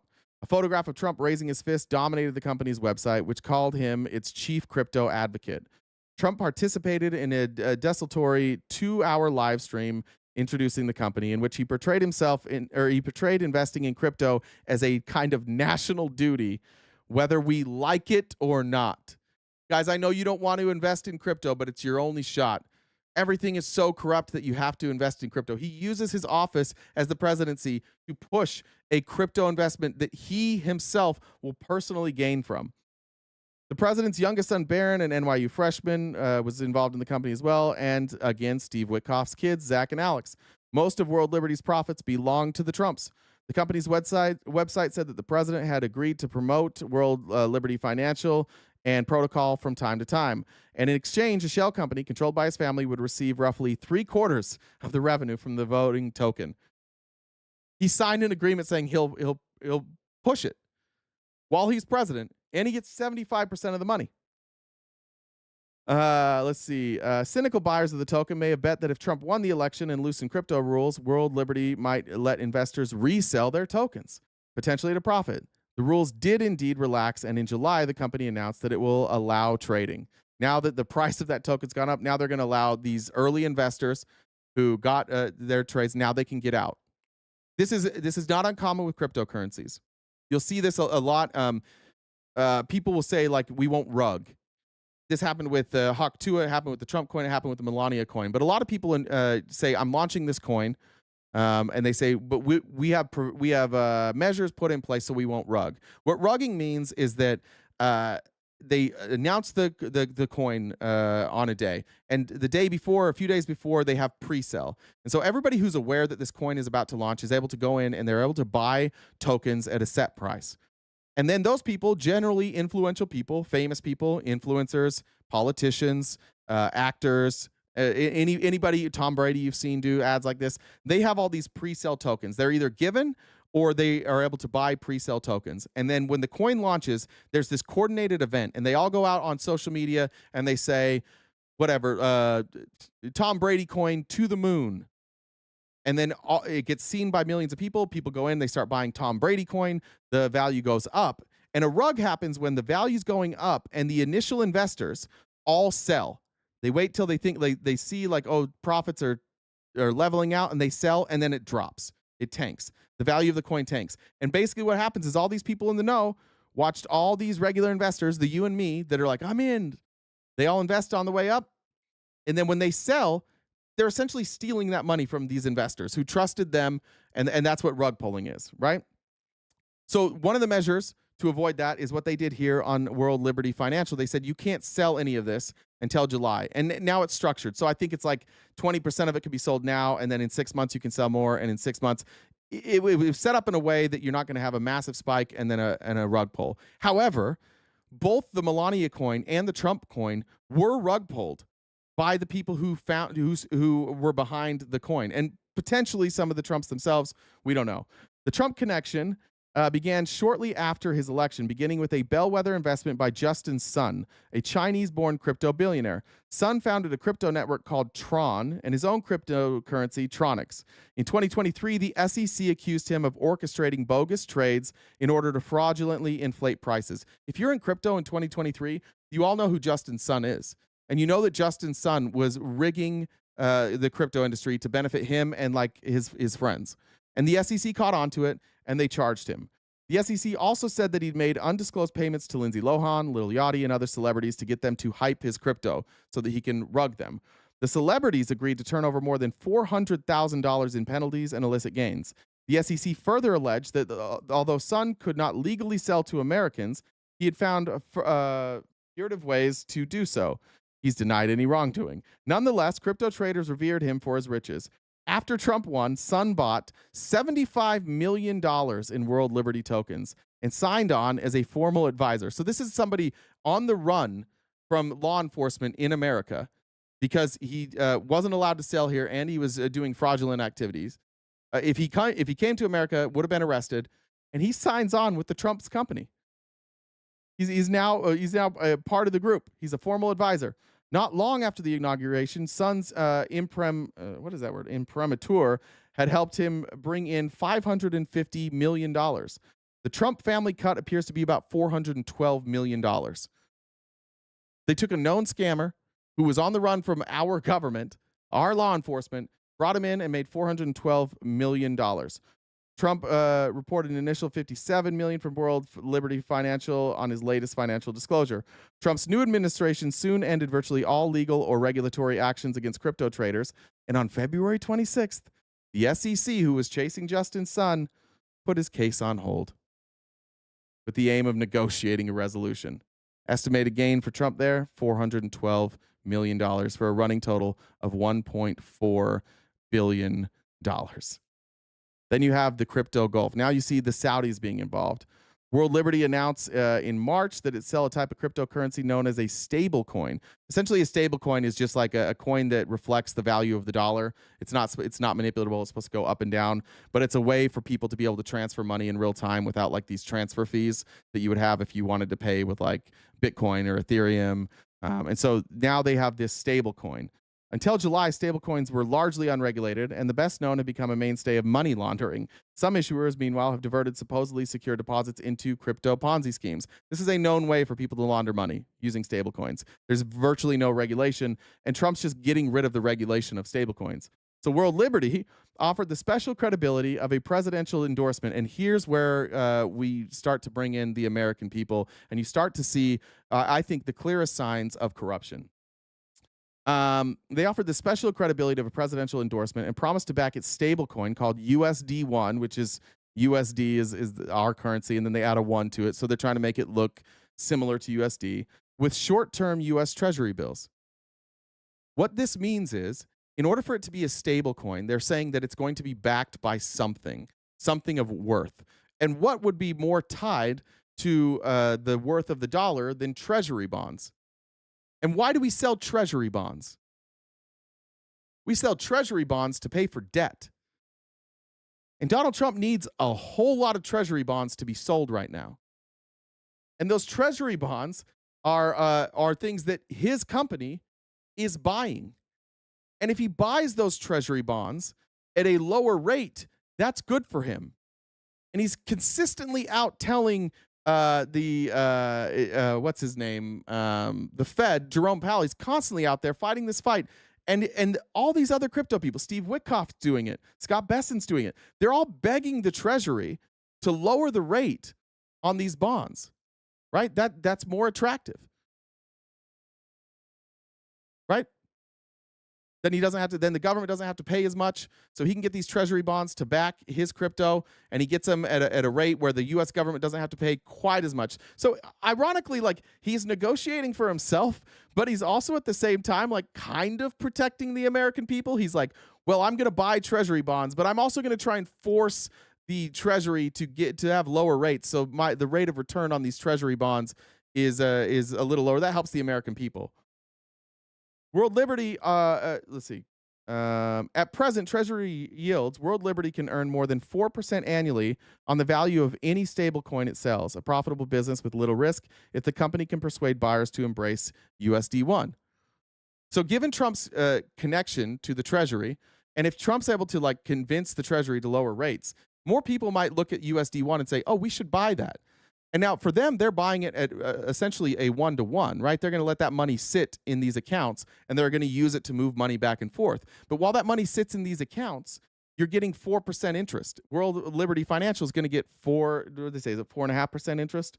4% interest off those Treasury bonds. So they're going to make 4%. So the more people they can get convinced that this USD1, this stable coin, is the way to go, the more money they're going to make, right? And so when you have the president who at least has quite a bit of sway with the Federal Reserve and who is about to announce his very own pick to run the Federal Reserve, you now have the only stablecoin in the world that can influence the Treasury.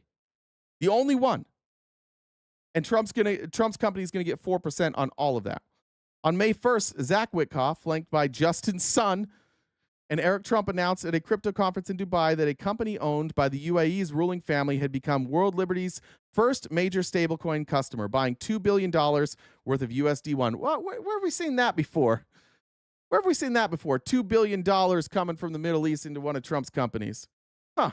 Doing business with the UAE's rulers posed an obvious conflict of interest for the Trumps. But it was equally significant that the Emiratis planned to use the USD1 as a payment for a stake in Binance, the world's largest crypto exchange.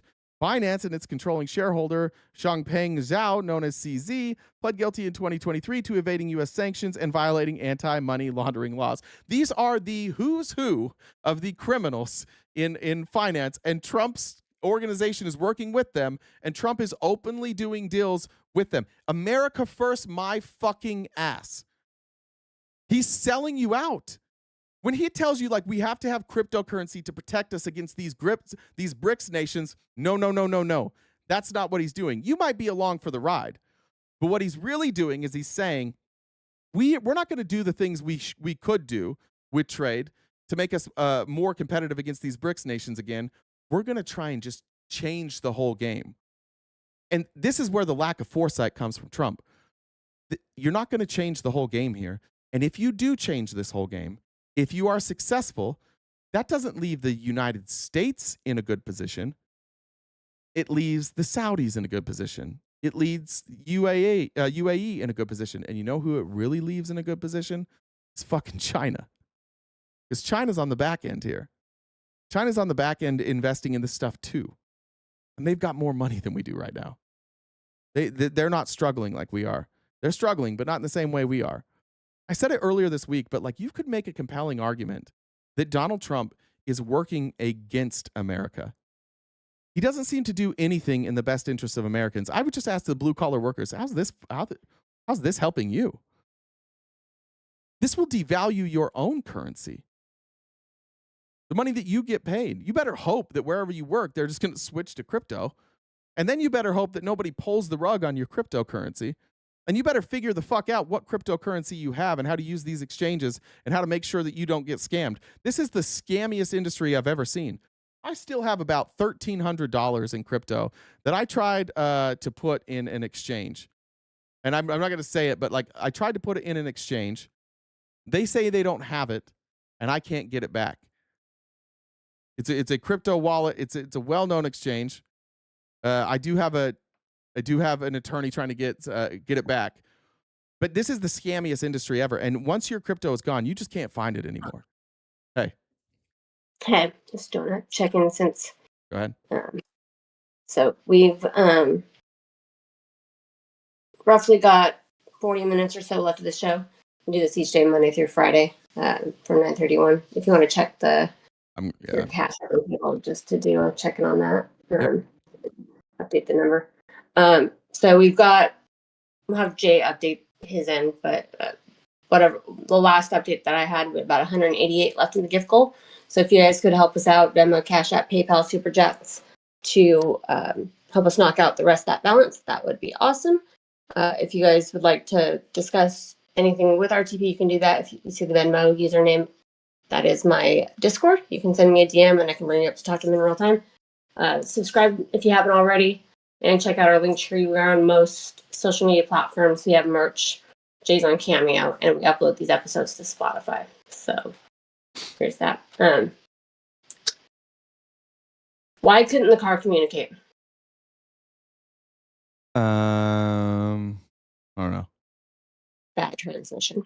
Stupid.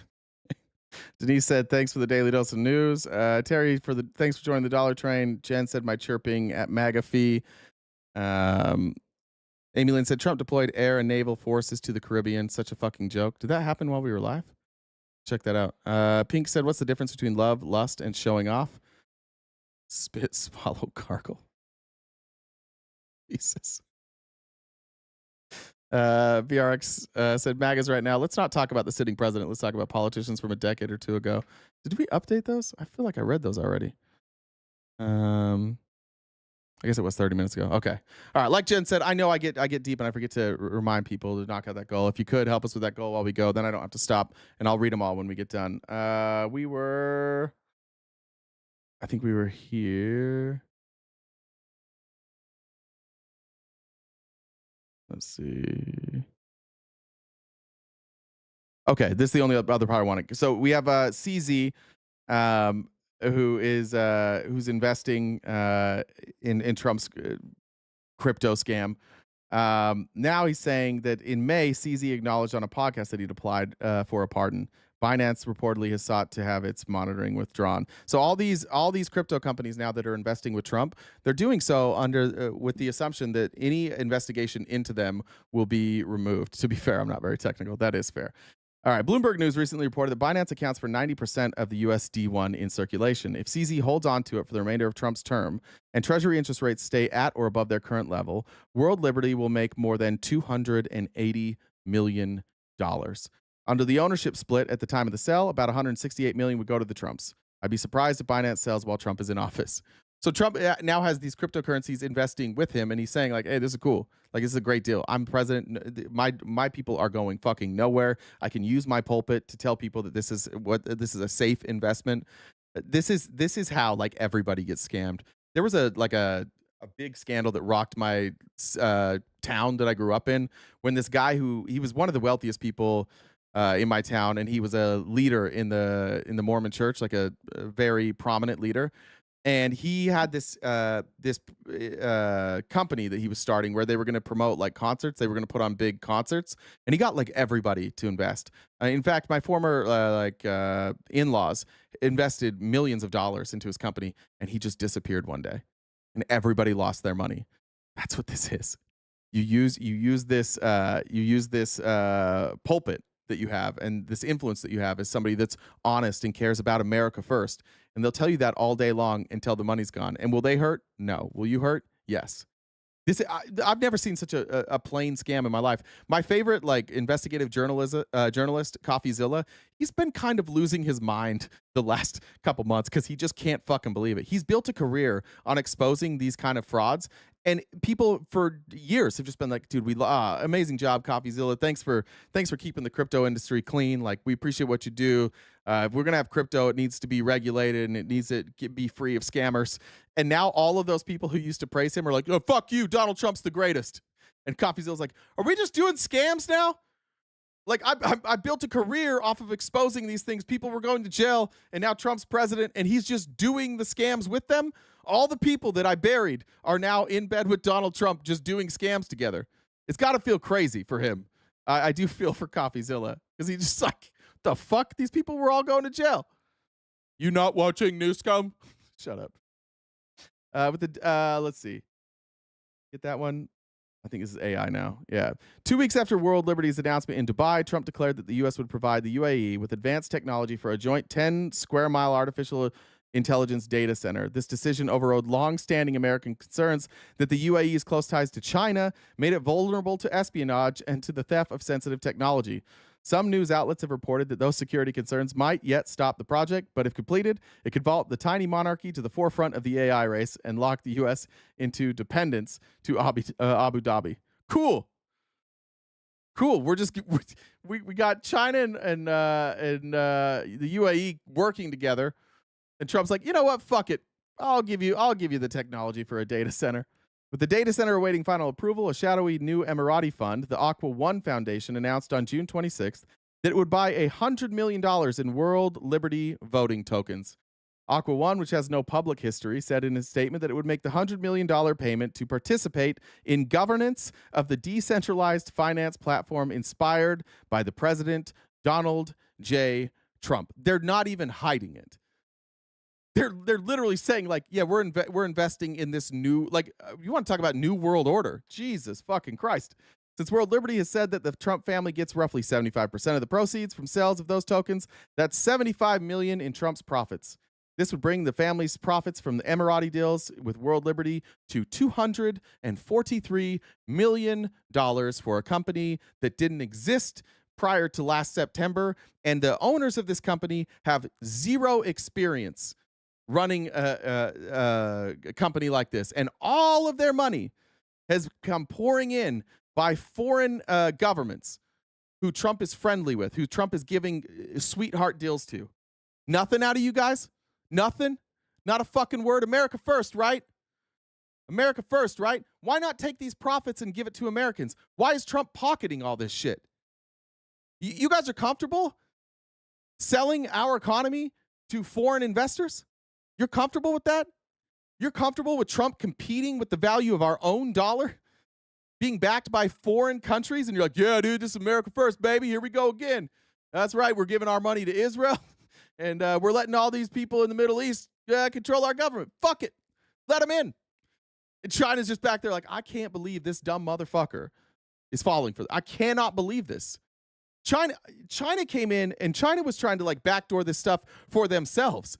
They must be giggling, going, holy shit, Trump's in now? And he's just openly selling it? All right.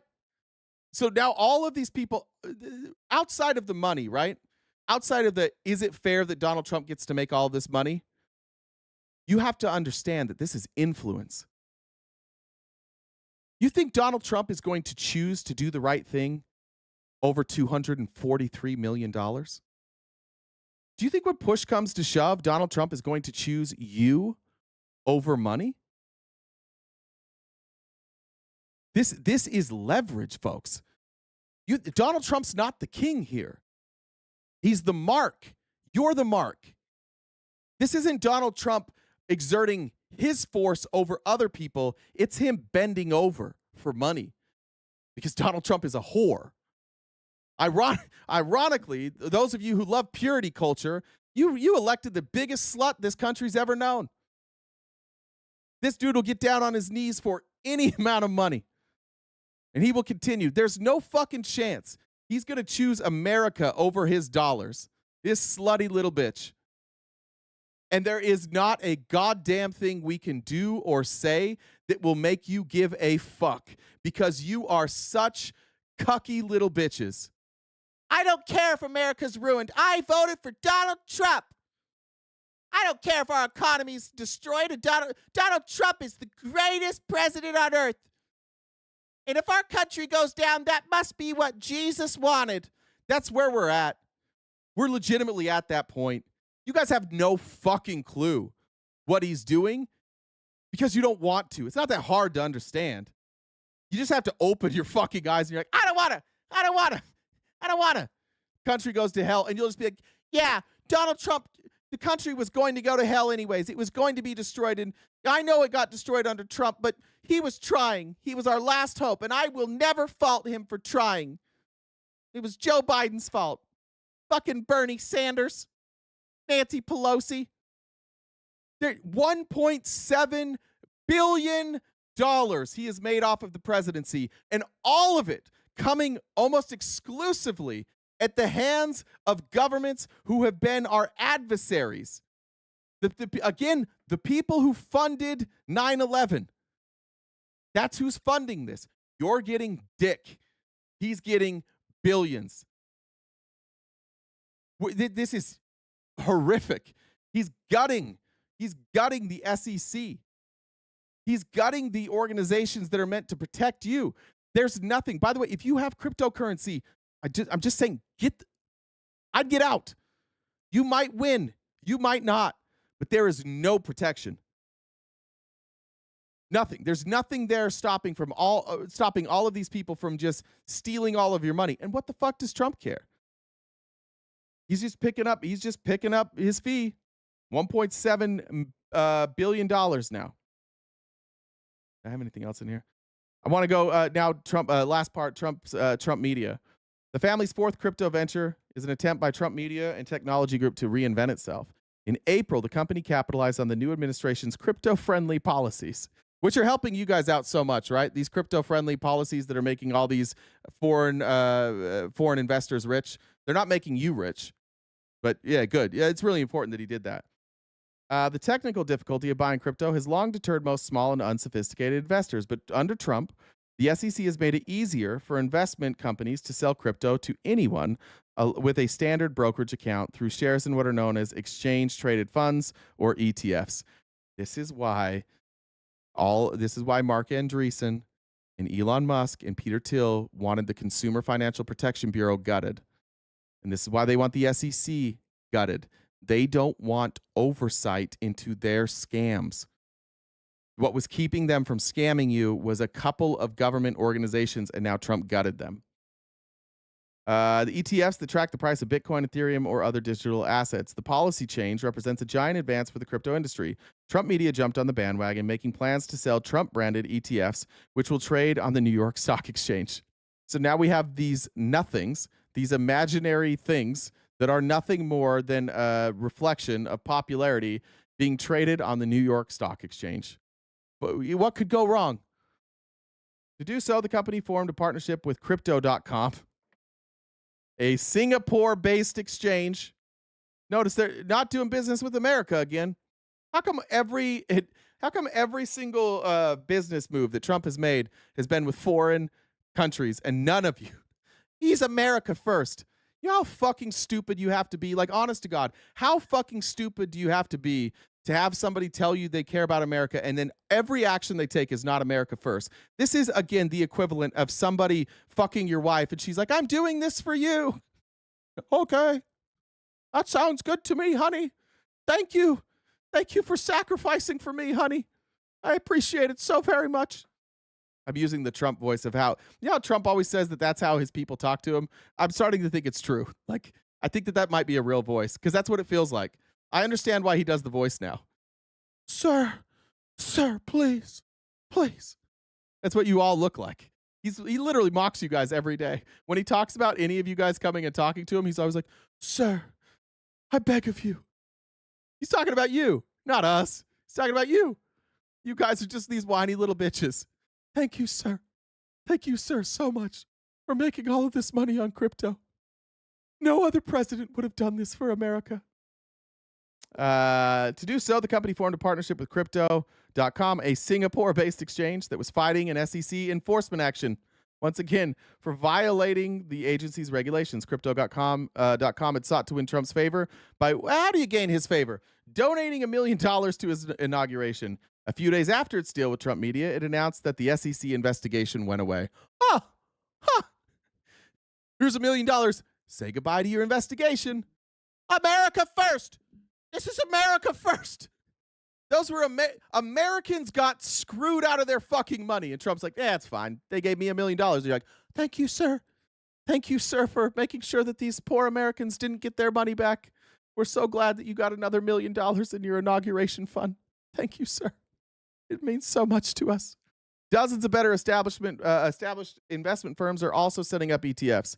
But Trump Media, which trumpets slogans about the patriot economy, is the only one tied to Trump. Nunes, the CEO of Trump Media and a former Republican congressman, said in a statement that its ETFs would offer an alternative to woke funds. Now they're capitalizing on your fear of trans people. I only buy crypto that is scared of trans. If my crypto is not afraid of trans, I'm not buying it. Talk about easily manipulated. And to cater to investors who believe in America first principles.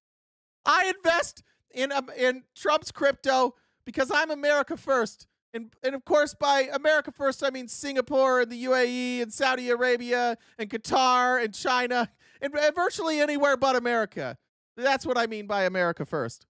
Not long after the Trump brothers put American Bitcoin in motion, Trump Media began speculating on crypto. This past spring, the company, taking advantage of its high meme stock share price, raised more than $2.3 billion by selling shares and convertible bonds in private transactions to about 50 big investors. Then in July, Trump Media said it had spent that money on Bitcoin and options for more. In the past year, Trump Media has also been quietly raising cash by selling off other new shares in private transactions, ending the first quarter with $759 million in cash and short-term investments. With its Bitcoin stockpile, the company held $3.1 billion in liquid assets. Trump Media could now arguably maximize its returns by shuttering its money-losing True Social platform. Ironically, the thing that it started with that we were supposed to believe was a real company, Trump Media, True Social, has become a place for them to promote cryptocurrency so that the people there will buy cryptocurrency. It's a funnel. It's a funnel for you dipshit freedom-loving patriots to give your money to the Qataris, to the Saudis, to the Chinese, to the Singaporeans, and also to Trump. But what it's not doing is investing in America. And what's not going to happen is you being in the know, because eventually they're just going to cash it out. It's not real. It's not real money. Eventually, if they see an end, if you guys run out of money to inject, then they're going to cash out. They're going to crash it. And that's going to be all you dipshits that rode that wave to the top. And because you're not in the know, they're all going to rug you. Eventually, you'll be like, I put in $10,000 into Trump's crypto and it's worth $200,000. I'm such a good investor. Yay, Donald Trump. And then you're going to wake up on a Tuesday morning and you're going to look at I wonder if my $200,000 went up today, and it's going to be $11.15. And you're going to go, fucking Joe Biden. You're not even going to know that they just scammed the fuck out of you. That's why this presidency doesn't make any fucking sense, because it's not a presidency. It's a money-making operation. Are we there yet? Are we there yet? Why are they pushing crypto? Because they make billions off of it. That's why. That's the only reason why. Cool. America first. Well, at least we might throw some teenagers in jail in Washington, D.C. That'll make me feel better. That'll make me in Alabama a lot safer. I live in central Utah, and it's for some reason very important to me that D.C. teenagers get thrown in jail and that we have tanks at the National Mall. That's America first, baby. Meanwhile, they're just like cashing in. I don't know, man. There's this part of me, like, we just kind of fucking deserve it. We kind of deserve to get played. We're so fucking stupid. We are so fucking. We're also the only country that like allows anybody to start an MLM and just scam the fuck out of people. It's like our biggest industries now are like crypto and finance, two literal scams. Our stock market is one giant fucking Ponzi scheme, and it like makes up our entire economy. Meanwhile, China's investing in manufacturing, renewable energy, shit people want to buy. And the only real value we seem to offer to anybody is that we have hundreds of millions of fucking idiots in this country that keep pumping up the stock market, and they're too fucking stupid and arrogant to know that one day it'll crash. And so the people that are in the know, they're now betting against our stock market, and when it crashes, they're going to clean up, and you guys are all going to be fucked. And then our government is going to be lobbied by those same people who cleaned up, and they're going to be like, can you bail us out, please, even though they don't need it? And then we'll bail them out. And ironically, it'll be the same people from 2009. It'll be Republicans going like, well, these banks are too big to fail. And it'll be establishment Democrats going, these banks are too big to fail. Our economy is built on the stock market, and we got to learn our lessons, and we're going to write new laws, and we're going to be vigilant. But right now, the American people are hurting. We've got to bail them out. So we're not bailing out these companies because of who they are. It's for you, the American people. And then we'll just be like, yay, they're doing it for us again. And they're going to take out all this debt, and then they're not going to change a fucking thing. And then like 15 years later, we're going to have this crash, because that's what capitalism does. It goes crash, and every time it crashes, the rich get richer. But we're too fucking stupid to figure that out. Every other fucking country in this world has figured it out. That's why they have strong social programs. That's why they're investing in education. That's why they invest in infrastructure and renewable energy. And we're just the only ones that can't, because we're just like, taxation is theft. Okay. You know what else is theft? Fucking this. This is theft. This is actual theft, because at least with taxation, you get something for it. Here, you'd get nothing except for bankruptcy, I guess, if that's what you want. This is actual theft. And ironically, the libertarians are the ones that are like, taxation is theft. I love crypto. Oh, okay. Got it. That's why I'm not a libertarian anymore. I was a libertarian for like 6 months, and then I kept reading. I was like, uh-oh, this isn't good. You guys are fucking idiots. All right, now let's get to the Trump crypto. Thank you, Tanya, for the super chat, and Lise as well for the super chat. Let me check these real quick, and then I'll finish off with the Trump crypto stuff. And I'll check Jen's as well. That's what. Izzy, thanks for joining the dollar train. Lee said, thanks for doing the hard work. I think I read that one. Jessica said, love the glasses. Thank you, Jessica. And I read that one. So we should be. Jen, will you give me an updated number in the chat, and then I'll add that in. All right, let me get a drink also. Listen to Blue Chew for a second so you don't have to hear me gulp. Like, nobody's as soft as a conservative. Ladies, you know what I'm talking about. Those conservative men are soft as shit. That's why every time you go to a conservative podcast, it's like, and now to our sponsor, Blue Chew. Your dick can work again. You don't have to scream at women when your dick doesn't work. This'll fix it. It's gonna fix it. Go get your Blue Chew today. Can you buy that at a store? I don't know if you can buy that at a store. It's probably just online, right? Wherever it is, go get it. Blue Chew, how about a sponsorship? That'd be good.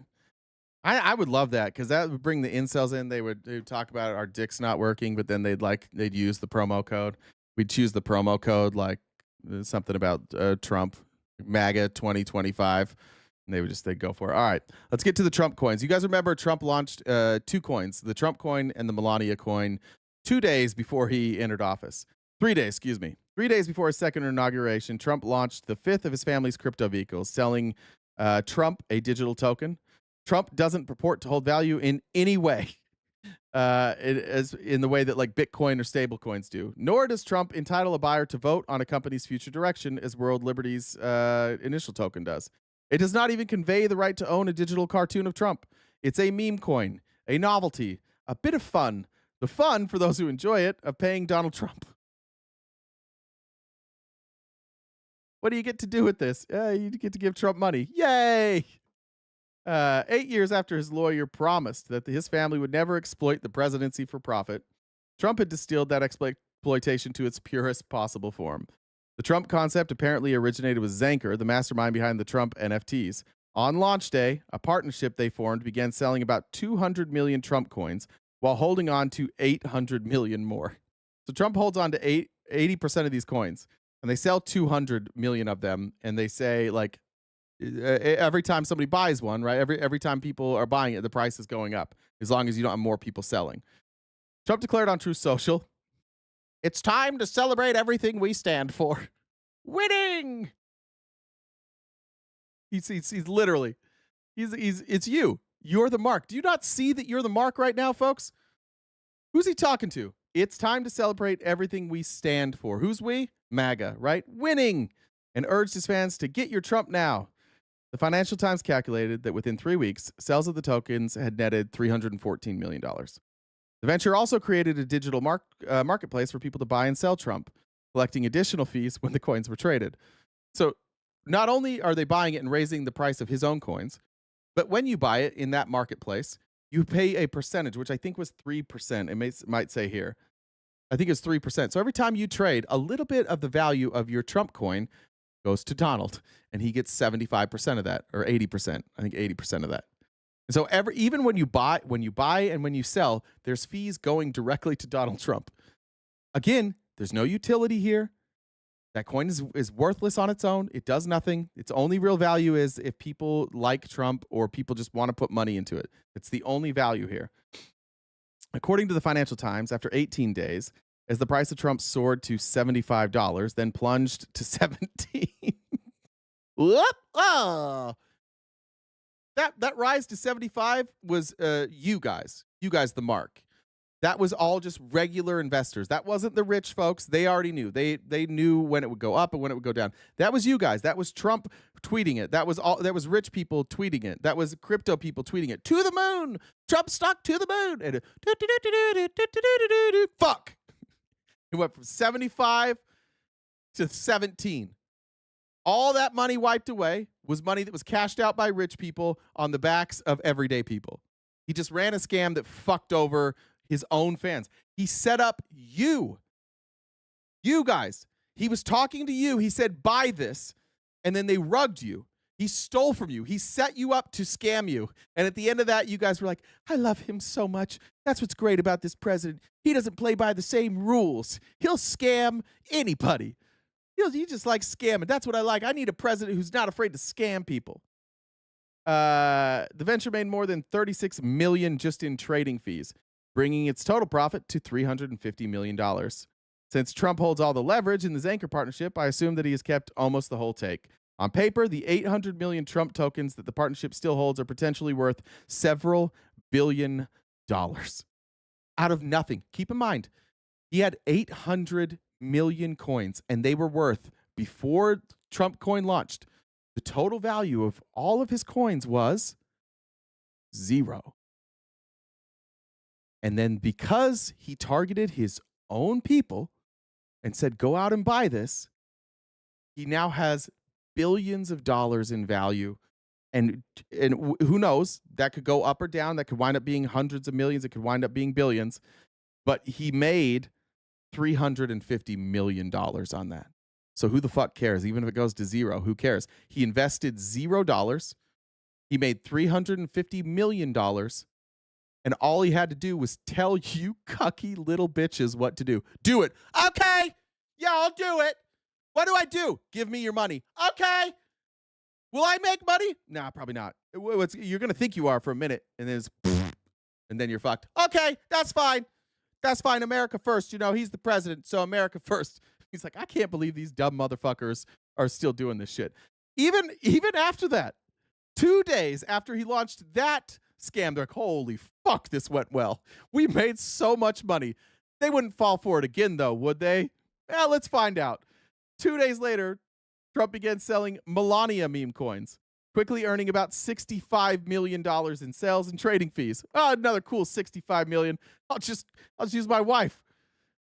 Crypto researchers reported that about 24 unknown buyers scooped up cheap Melania in the minutes before the First Lady announced the token's debut, then flipped them for a profit of $100 million. So the people that were actually in on this launch that organized this, they went in and they bought a few minutes before Melania tweeted out that she had her own coin. They went in and they bought all these coins cheaply when nobody else really knew that it was happening. And then when the price went up, they rugged it and they made $100 million. $100 million. I don't remember if this is that coin or if it was a different coin, but I want to say Dave Portnoy got caught in this. Like he lost like $3 million and they wound up giving Dave Portnoy $3 million back. They bribed him basically to shut the fuck up. I think that's this coin. Somebody double check me if it's this one or not, but I think it was the Melania coin. The paper profits in Trump can't be counted on. When Melania hit the market price, the price of the Trump token plummeted $75 to about $33, indicating the buyers feared a glut of Trump-related meme coins. The Financial Times reported that the partners, so all the Trump's coin tanks, because all these people, one, some of them took their money and invested in Melania because the upside's higher. Two, people are like, uh-oh, he's just going to keep doing this. We got to get out. So the partners behind the Trump coin went and got a bunch of money, and they started quietly investing back into it to raise the price again. Nevertheless, by April, Trump had fallen below $10. That's when Trump announced that he'd host an exclusive dinner. So he's made $400 million, and nobody believes him anymore. They're like, all right, this is a stupid meme coin. We're not buying this shit anymore. So then Trump says, I've got an idea. I'll host an exclusive dinner for the 220 people who held the most Trump coin. Private dinner for you guys. Again, he's president. The top 25 holders would also get a tour of the White House. The stunt set the price back up $15. Trump picked up more trading fees. White House officials then defend it by saying that Trump held it at his golf club in Virginia, not at the White House. As though crypto traders would have paid millions of dollars each to have dinner with the former reality star. In a statement, Caroline Leavitt told me, the claims that this president has profited from his time in office are absolutely absurd. We're at $2 billion now at this point. He has not profited a dime from this administration. It's totally absurd. She contended that Trump had sacrificed hundreds of millions of dollars that he could have made if he had devoted himself to his business instead of serving in the White House. Bitch, this guy's never made this much money in his life.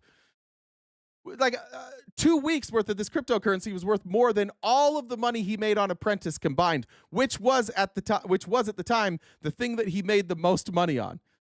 Ironically, the places Trump makes the most money are all scams. The American people love him precisely because he is a successful businessman. Around the time of the dinner, the widely cited crypto research firm Chain Analysis, using its own methodology, put the Trump Ventures total earnings at $320 million. Adding only this more conservative tally to the estimated early profits from Melania's meme coin yields a total profit of $385 million, leaving the running total that he has benefited off of the backs of American people, by the way, stealing from Americans and also taking money from foreign investors, $3.4 billion. You can read this article in the New Yorker. Again, I highly recommend it. There's more to that. You can see there's a ton more to this story. There's details that I didn't cover. I want to get the name again. It's David Kirkpatrick who put this together. Incredible investigative journalism. $3.4 billion he's made. Most of it scamming his own supporters. And yet those supporters, he's America first. He's the greatest president ever to exist. Chelsea said, $2 train all aboard. Thank you, Danny. Marty said, sorry I'm late. What up, Pine family? Lisa said, love the deep dives. Thanks. Lunchtime. Thanks for joining the $2 train. Let me check here too. Newsom's announced. Jen, do you have a video on Newsom announcing? Let's get that before we go. Let's see. Total there. 20. Change this real quick.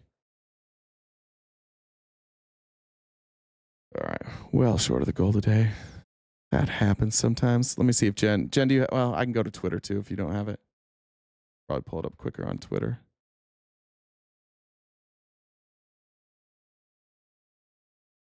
Here it is. Literally the first thing that popped up. All right, let's see. This is only 13 seconds. I want a longer one than that. Let's see what this is though. Day in the state of California, and as Senator Schiff said. Now, I hate when people don't do this. You that clip content, can you guys not post the part where he's like, it's Liberation Day and give me a 13-second clip? I'm getting real tired of These content clippers that take everything without context. Do we have a full announcement?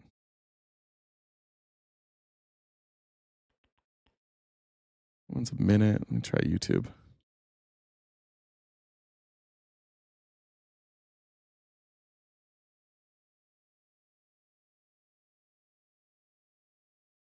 All right, is this it? Newer here, so this was the expectation when you came back. Don't need those channel stats. Why are those pulling up? Where am I? Right there. Oh, good. Is this it? This can't be it. No, it's new partnerships.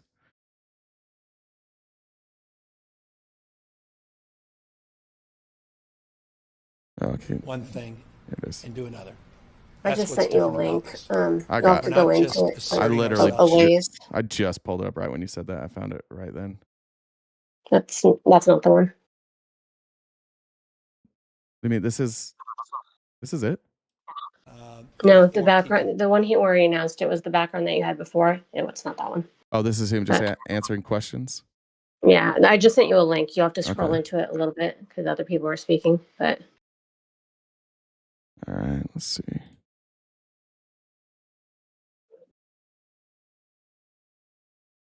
All right, while I find that, do you want to do one last announcement? We'll probably go another 20 or 30 minutes here. just let's see for what I see for the gift goal. I show about 150 or so left for the gift goal. I think it's Subscribe. I think it's like 110.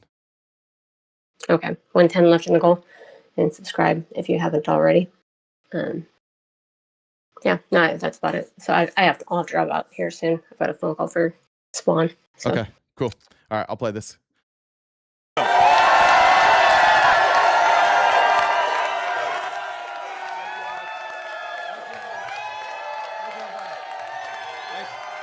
Thank you, everybody. Thank you guys for being here.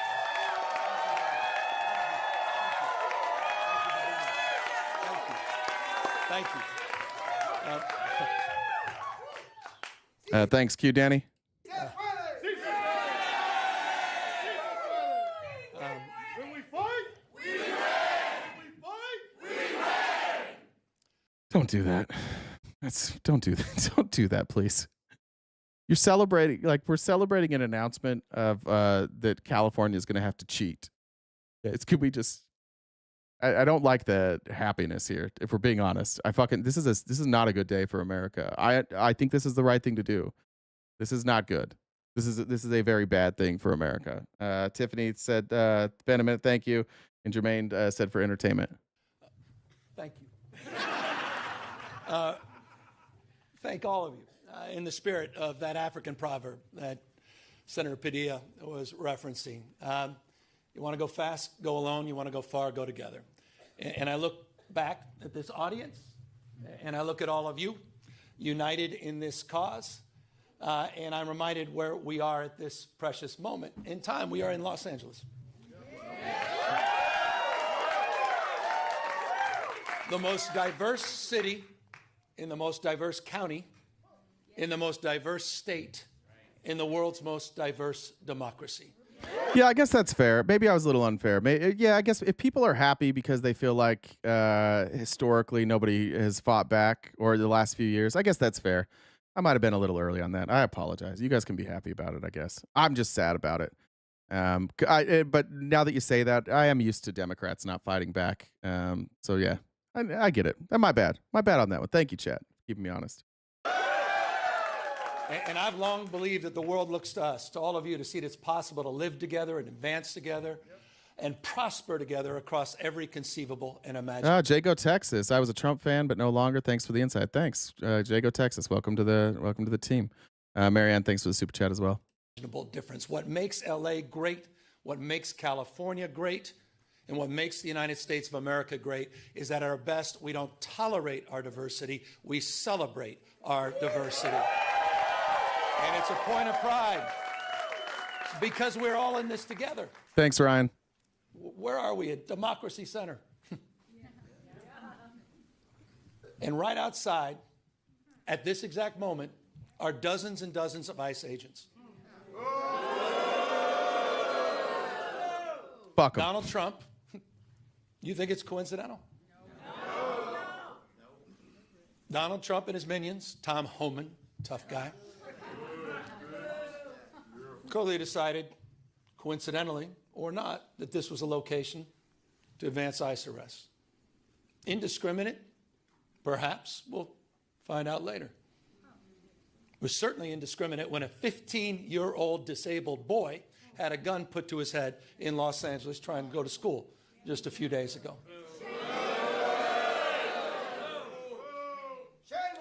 I met with it. I don't need to belabor this, except I want to level set. People are scared. People are fearful. You had a United States senator that was thrown down to the ground in a federal building. Alex Padilla. J.D. Vance's name is Alex. Thanks, Padilla, Marty. not Jose Padilla.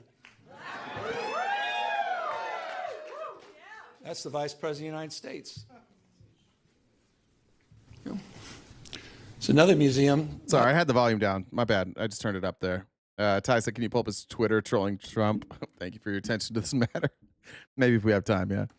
So far away from us, talks about those 53 days. Some of you know what I'm referring to. Wake up, America. This is a serious moment. Wake up to what's going on. Wake up to the fear, the anxiety. Wake up to what's happening, not just here in Los Angeles, where we saw our streets militarized. We saw our due process rights thrown out the window. Leafy Green says, America first, what a joke. Trump is coming to Alaska tomorrow to meet with Putin and is offering our state's natural resources as a peace deal. What do I need to smoke in order to understand that? I saw that. That's crazy. Going to the same packing facility every single day. He didn't even know how to get back into his own home, into his own house. Had no brothers and sisters. He has now disappeared in an attempt to find his parents. That's Trump's America. That's the moment we're living in. So these are sober times. And so I'm deeply grateful to all of you for standing up and for being here today.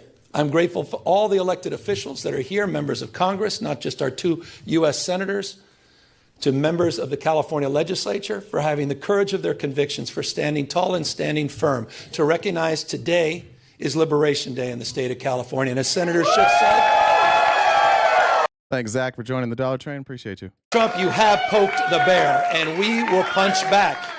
Here's the good thing about California, folks. We're the size of 21 state populations combined. We're the 4th largest economy in the world. We're not a small, isolated state. I know they say don't mess with Texas. Well, don't mess with the great Golden State. And so, thanks, Rich. With our state of mind, with the clarity of our purpose and conviction, to recognize that we need to reconcile the world we're living in. We do have agency. We're not bystanders in this world. We can shape the future, and that's what we intend to do today. We're here because Donald Trump, on January 6th, tried to light democracy on fire. Jeffrey says, MAGA Trump 2028, Gavin is lame. Thank you for adding that. Just said, by trying to dial in for 11, almost 12,000 votes. And here we are, an open and plain sight before one vote is cast in the 2026 midterm election. And here he is once again trying to rig the system. He doesn't play by a different set of rules. He doesn't believe in the rules. And as a consequence, we need to disabuse ourselves of the way things have been done. It's not good enough to just hold hands, have a candlelight vigil, and talk about the way the world should be. We have got to recognize the cards that have been dealt. He did pay me to say that, yeah. Fire with fire. And we've got to be held to a higher level of accountability. So that's what this is about. It's not complicated. We're doing this in reaction to a president of the United States that called a sitting governor of the state of Texas and said, find me 5 seats. Thanks, Yaya. We're doing it in reaction to that act. We're doing it mindful of our higher angels and better angels. We're doing it mindful that we want to model better behavior, as we've been doing for 15 years in the state of California with our independent redistricting commission. But thanks again, Ryan and Kim. Disarm.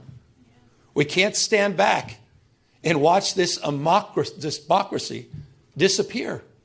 We can't stand back and watch this democracy disappear district by district all across this country, not just in Texas, but in Missouri, where J.D. Vance went just a week ago, in Indiana, in places like Ohio, in places like Florida. We need to stand up, not just California. Other blue states need to stand up. We need to be firm in our resolve. We need to put back. So we're here in that light. And I'm grateful to have remarkable partners in the legislature. It's a tall task. We're asking them for 2/3 of a legislative consent. But this is the difference. This is the difference between what's happening in Texas and what's happening here in California. We didn't receive a phone call from the President of the United States to then quietly go in the back room and start drawing maps and legislatively try to jam them through against the consent of the people. We're doing precisely the opposite. We're working through a very transparent, temporary, and public process.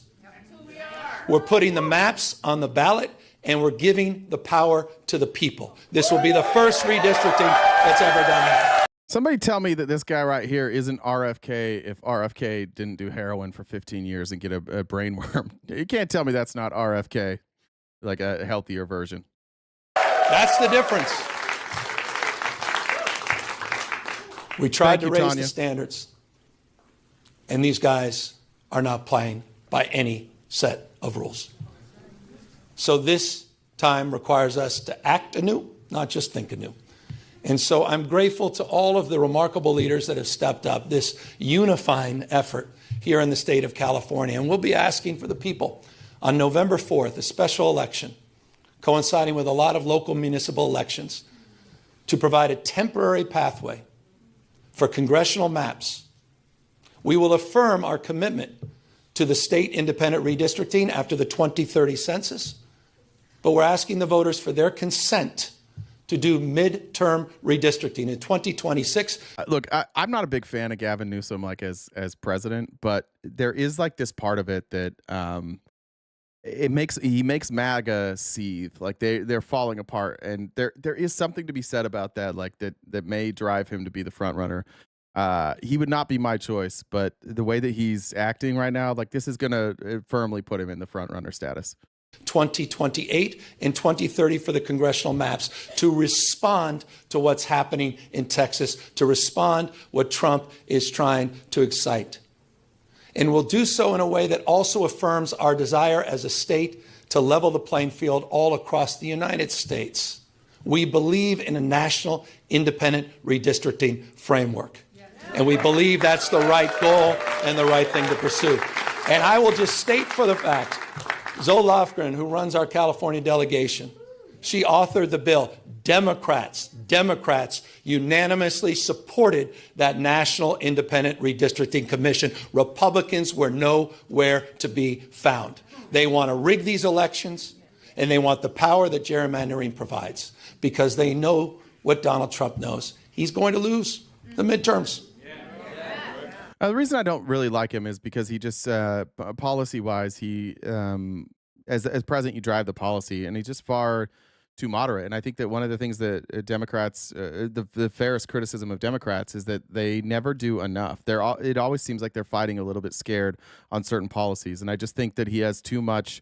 He gives too much deference to like corporations, and I don't think that he always fights for the American people. He would fight more than Trump, but I think he's closer to Joe Biden, and I want to go way more left than that. So it's not a personal thing with Newsom, but I just think he plays a little bit too much softball with massive corporations. He knows de facto his presidency ends in 17 months. Thanks, when Speaker Jeffries is back in office.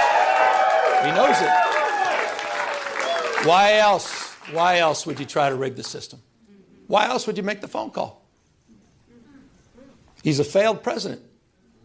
Who else sends ICE same time having a conversation like this? Someone who's weak. Someone who's broken. Someone whose weakness is masquerading as strength. The most unpopular president in modern history. An economy that's collapsing all around him. You saw the new wholesale prices going up almost a full percentage point today. Inflation is going up. job creation. Hopefully Newsom can bring us closer to ending this Black Mirror episode. Smithsonian, censoring historical facts, and in the spirit of what Adam Schiff said, he's trying to put America in reverse on voting rights, civil rights, LGBTQ rights, on women's rights. He wants to bring us back to a pre-1960s world. That's what this is all about. It's about power, and I want to end on this. And we are about to give power back to the people.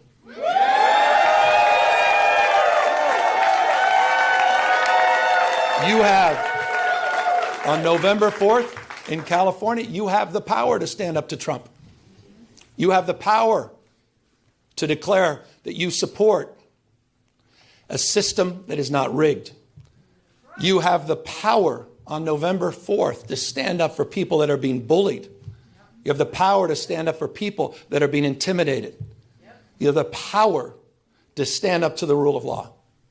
We're giving the people of this state the power to save democracy, not just in California, but all across the United States of America. I hope we are waking up to this reality. Wake up, America. Wake up to what Donald Trump is doing.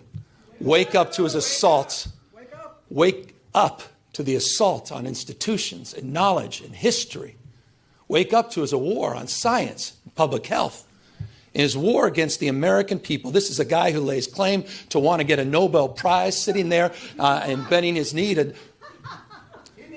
Mr. Putin. You have the power to straighten this out. And so I want to again just thank everybody for exercising not just their formal authority, yes, that's what we're doing, but also sharing their moral authority at this moment. I want to thank everybody for being here today, for being here tomorrow, and most importantly, we're counting on all of you on November 4th to be there for each other, to win this election and stand up for our democracy. Thank you all very, very much. Thank you. So we're gonna have a. I mean, there's a huge difference between these two parties right now. I mean, even in redistricting, mid-census, which I'm not a fan of. One party's doing it constitutionally, one's not. One party's doing it democratically, one party is not. When Mike Johnson said, like, Gavin Newsom can't do this, he was right. Gavin Newsom can't. But Gavin Newsom and the Democrats in California can put a ballot initiative out there, and that ballot initiative will be voted on by Californians. And that means that this idea that Greg Abbott is authoritarian, but so is Gavin Newsom, nope.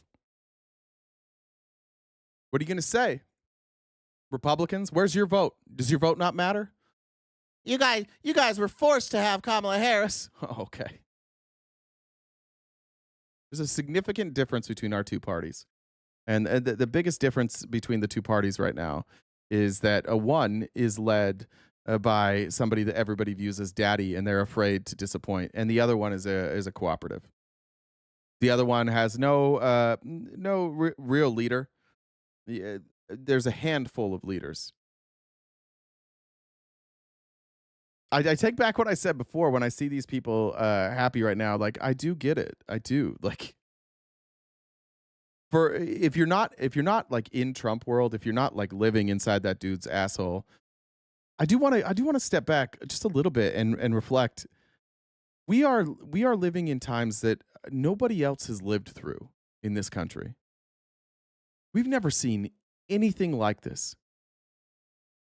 I just spent 2 hours explaining how our president is taking money from foreign entities to enrich himself, doing the bidding for other countries, taking open bribes and getting rid of prosecutions.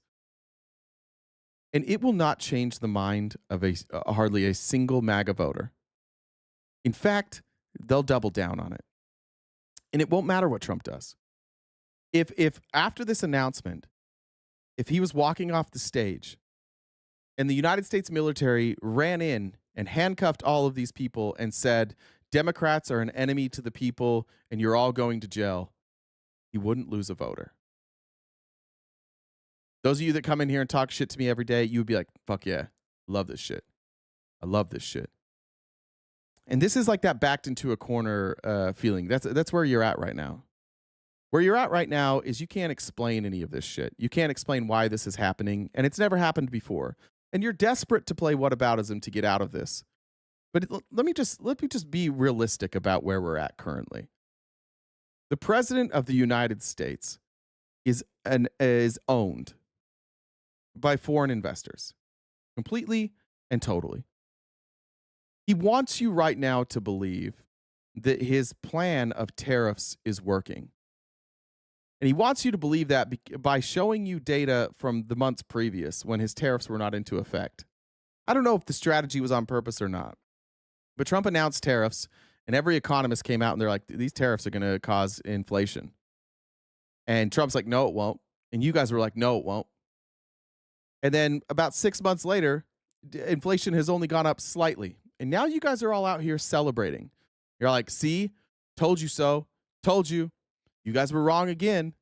And you don't know that the tariffs weren't in place. You don't know that the reason inflation is going up is because now finally the tariffs are in place. But it doesn't matter to you. Because the entire ideology is Donald Trump. And this is a man who has never once admitted that he was wrong about anything, so you're not allowed to say he was wrong about anything. And so in the next few months, as you watch inflation tick up, you will blame us. And Trump will blame the Federal Reserve. Trump will blame Democrats. Trump will blame anybody but himself. And he will continue to point to tariff revenue and say, see, and we'll say to you, that's a tax, that's a tax, that's a tax. And you'll go, You know how I know that? Because I saw Peter Navarro do it today. Listen to what they're doing. Like, you have to be completely brain dead to buy this shit, and millions of Americans will buy this shit. What is a tariff? A tariff is a tax on an import, right? There's no question. There's no question that it's a tax. And if an import tax is added, does your tax go up or down? Just everybody in the chat.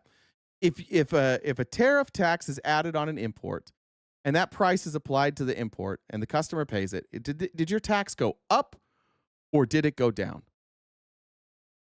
It went up. That's the only answer. That's the only possible answer. It's like if you add 2 to 2, it goes up. If you add 3 to 2, it goes up. If you add 4 to 2, it goes up. That's how math works. That's how addition works. We now live in a country where Trump's economists are telling you, hey, stop doing that woke math shit. We don't do math anymore. Listen to Peter Navarro try and tell you that this is a tax decrease. There's no tax cuts. No tariffs, no tax cuts. So are tariffs price hikes or tax cuts? I say they're tax cuts. Are tariffs a price hike or a tax cut? Well, they are a price hike, but they are definitely not a tax cut. He's on CNBC.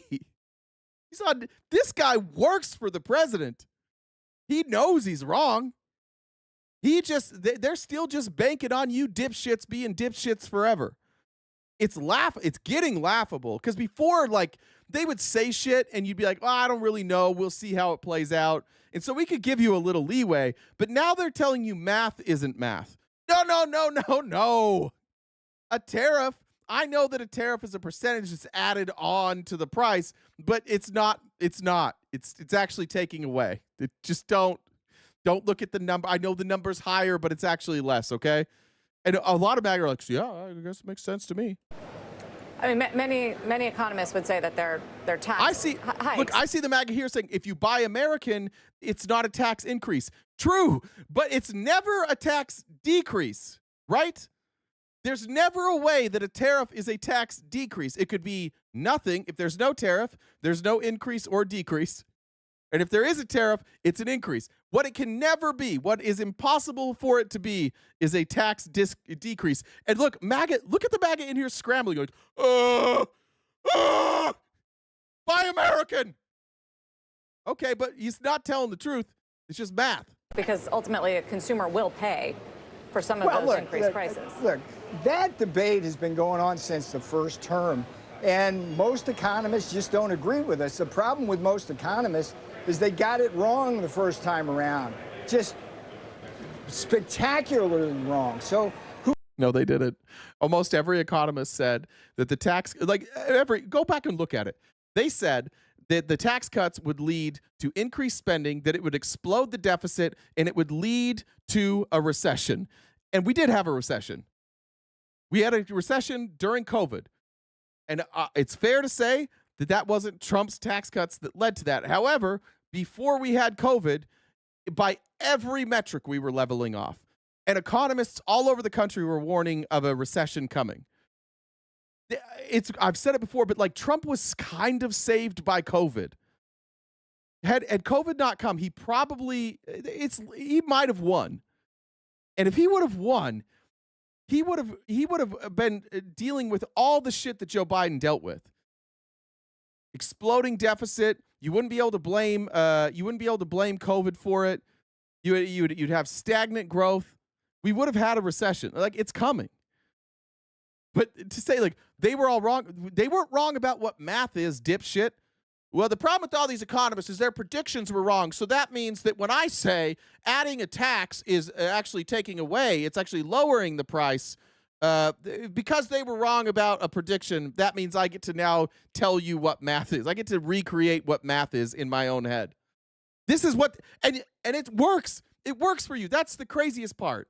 Like, I wouldn't cover this. Like, I've heard dipshits speak before. We don't cover it.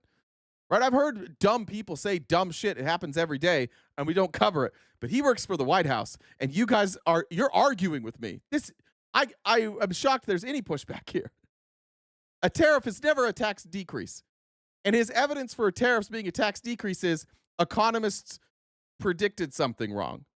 who has credibility here? The Trump administration or the economists? It's been better than thought. I give you plenty of credit every day here. Every day I say that the inflation is not as bad.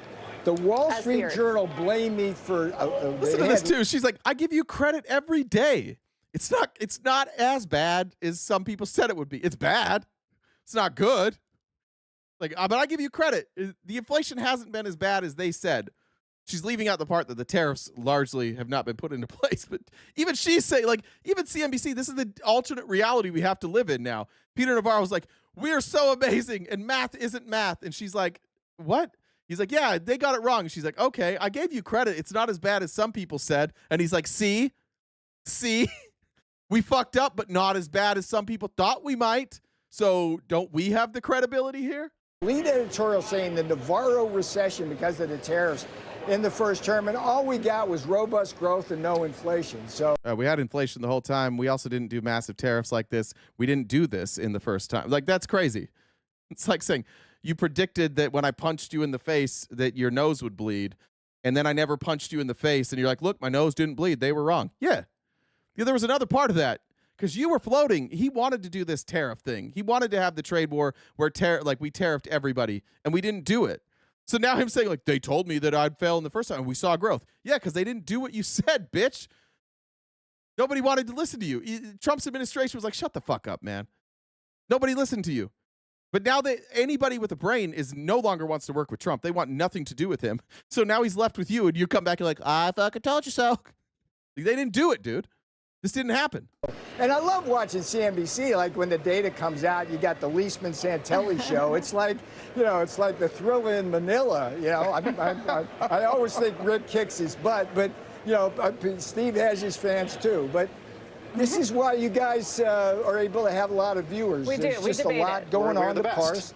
I'm hoping that as you see stock prices just tanking, by the way, which is what happened today. Just like, it's all going perfectly. I've helped you today because folks pay attention to this executive order and figure gold is down. Since when does gold go down? Figure out how to make money from it, because you will do that. Peter Navarro, thank you for the time today. You take care. Good to hear from Always you. a pleasure to be with you. Psycho. Got just a whole crew of dipshits working in this administration. They want you to believe that math isn't math now. That's where we're at. Amy Lynn said, saw some business analysts talking about how buying American will not lower prices either. If the widget from China goes up $4, the American company will go up $3.99. Yeah, labor costs are here. Labor costs are more expensive here too. This has never made any sense. It like whether we reshore American manufacturing or not, prices are going to go up. You can make the argument that reshoring American manufacturing is important. I think that some amount of reshoring American manufacturing is important, but yeah, it's this idea that it'll like lower prices is crazy. You think American manufacturers are going to start sharing in their profits? No. Fucking golf is down. Gold, yeah, gold. Is there anything else I missed? I got those. I think I got everything. Let me do one more check before we get out of here. A reminder that tomorrow's Friendly Friday. So if you'd like to come up and talk and you're a friendly, we saved that for Friday. Might as well just say it's the only time anybody comes up because Republicans are cowards. But the last hour of the show tomorrow will be Friendly Friday. Make sure you're a member of the Discord if you want to come up for that. You can catch the replay of today's show on YouTube, and make sure that you have a paid subscription, either YouTube, Twitch, or TikTok for our next member-only event, which I should be announcing mid next week if I can get it all settled. I don't think this one will be a debate, but I do have a new debate platform that reached out to me yesterday. So they're going to try and schedule some stuff coming up. As soon as they have a topic and somebody to debate, I will let you guys know. Other than that, we have merch in the bio. We have Cameo in the bio. Follow us on Twitter, Instagram, Facebook, TikTok, all of those places.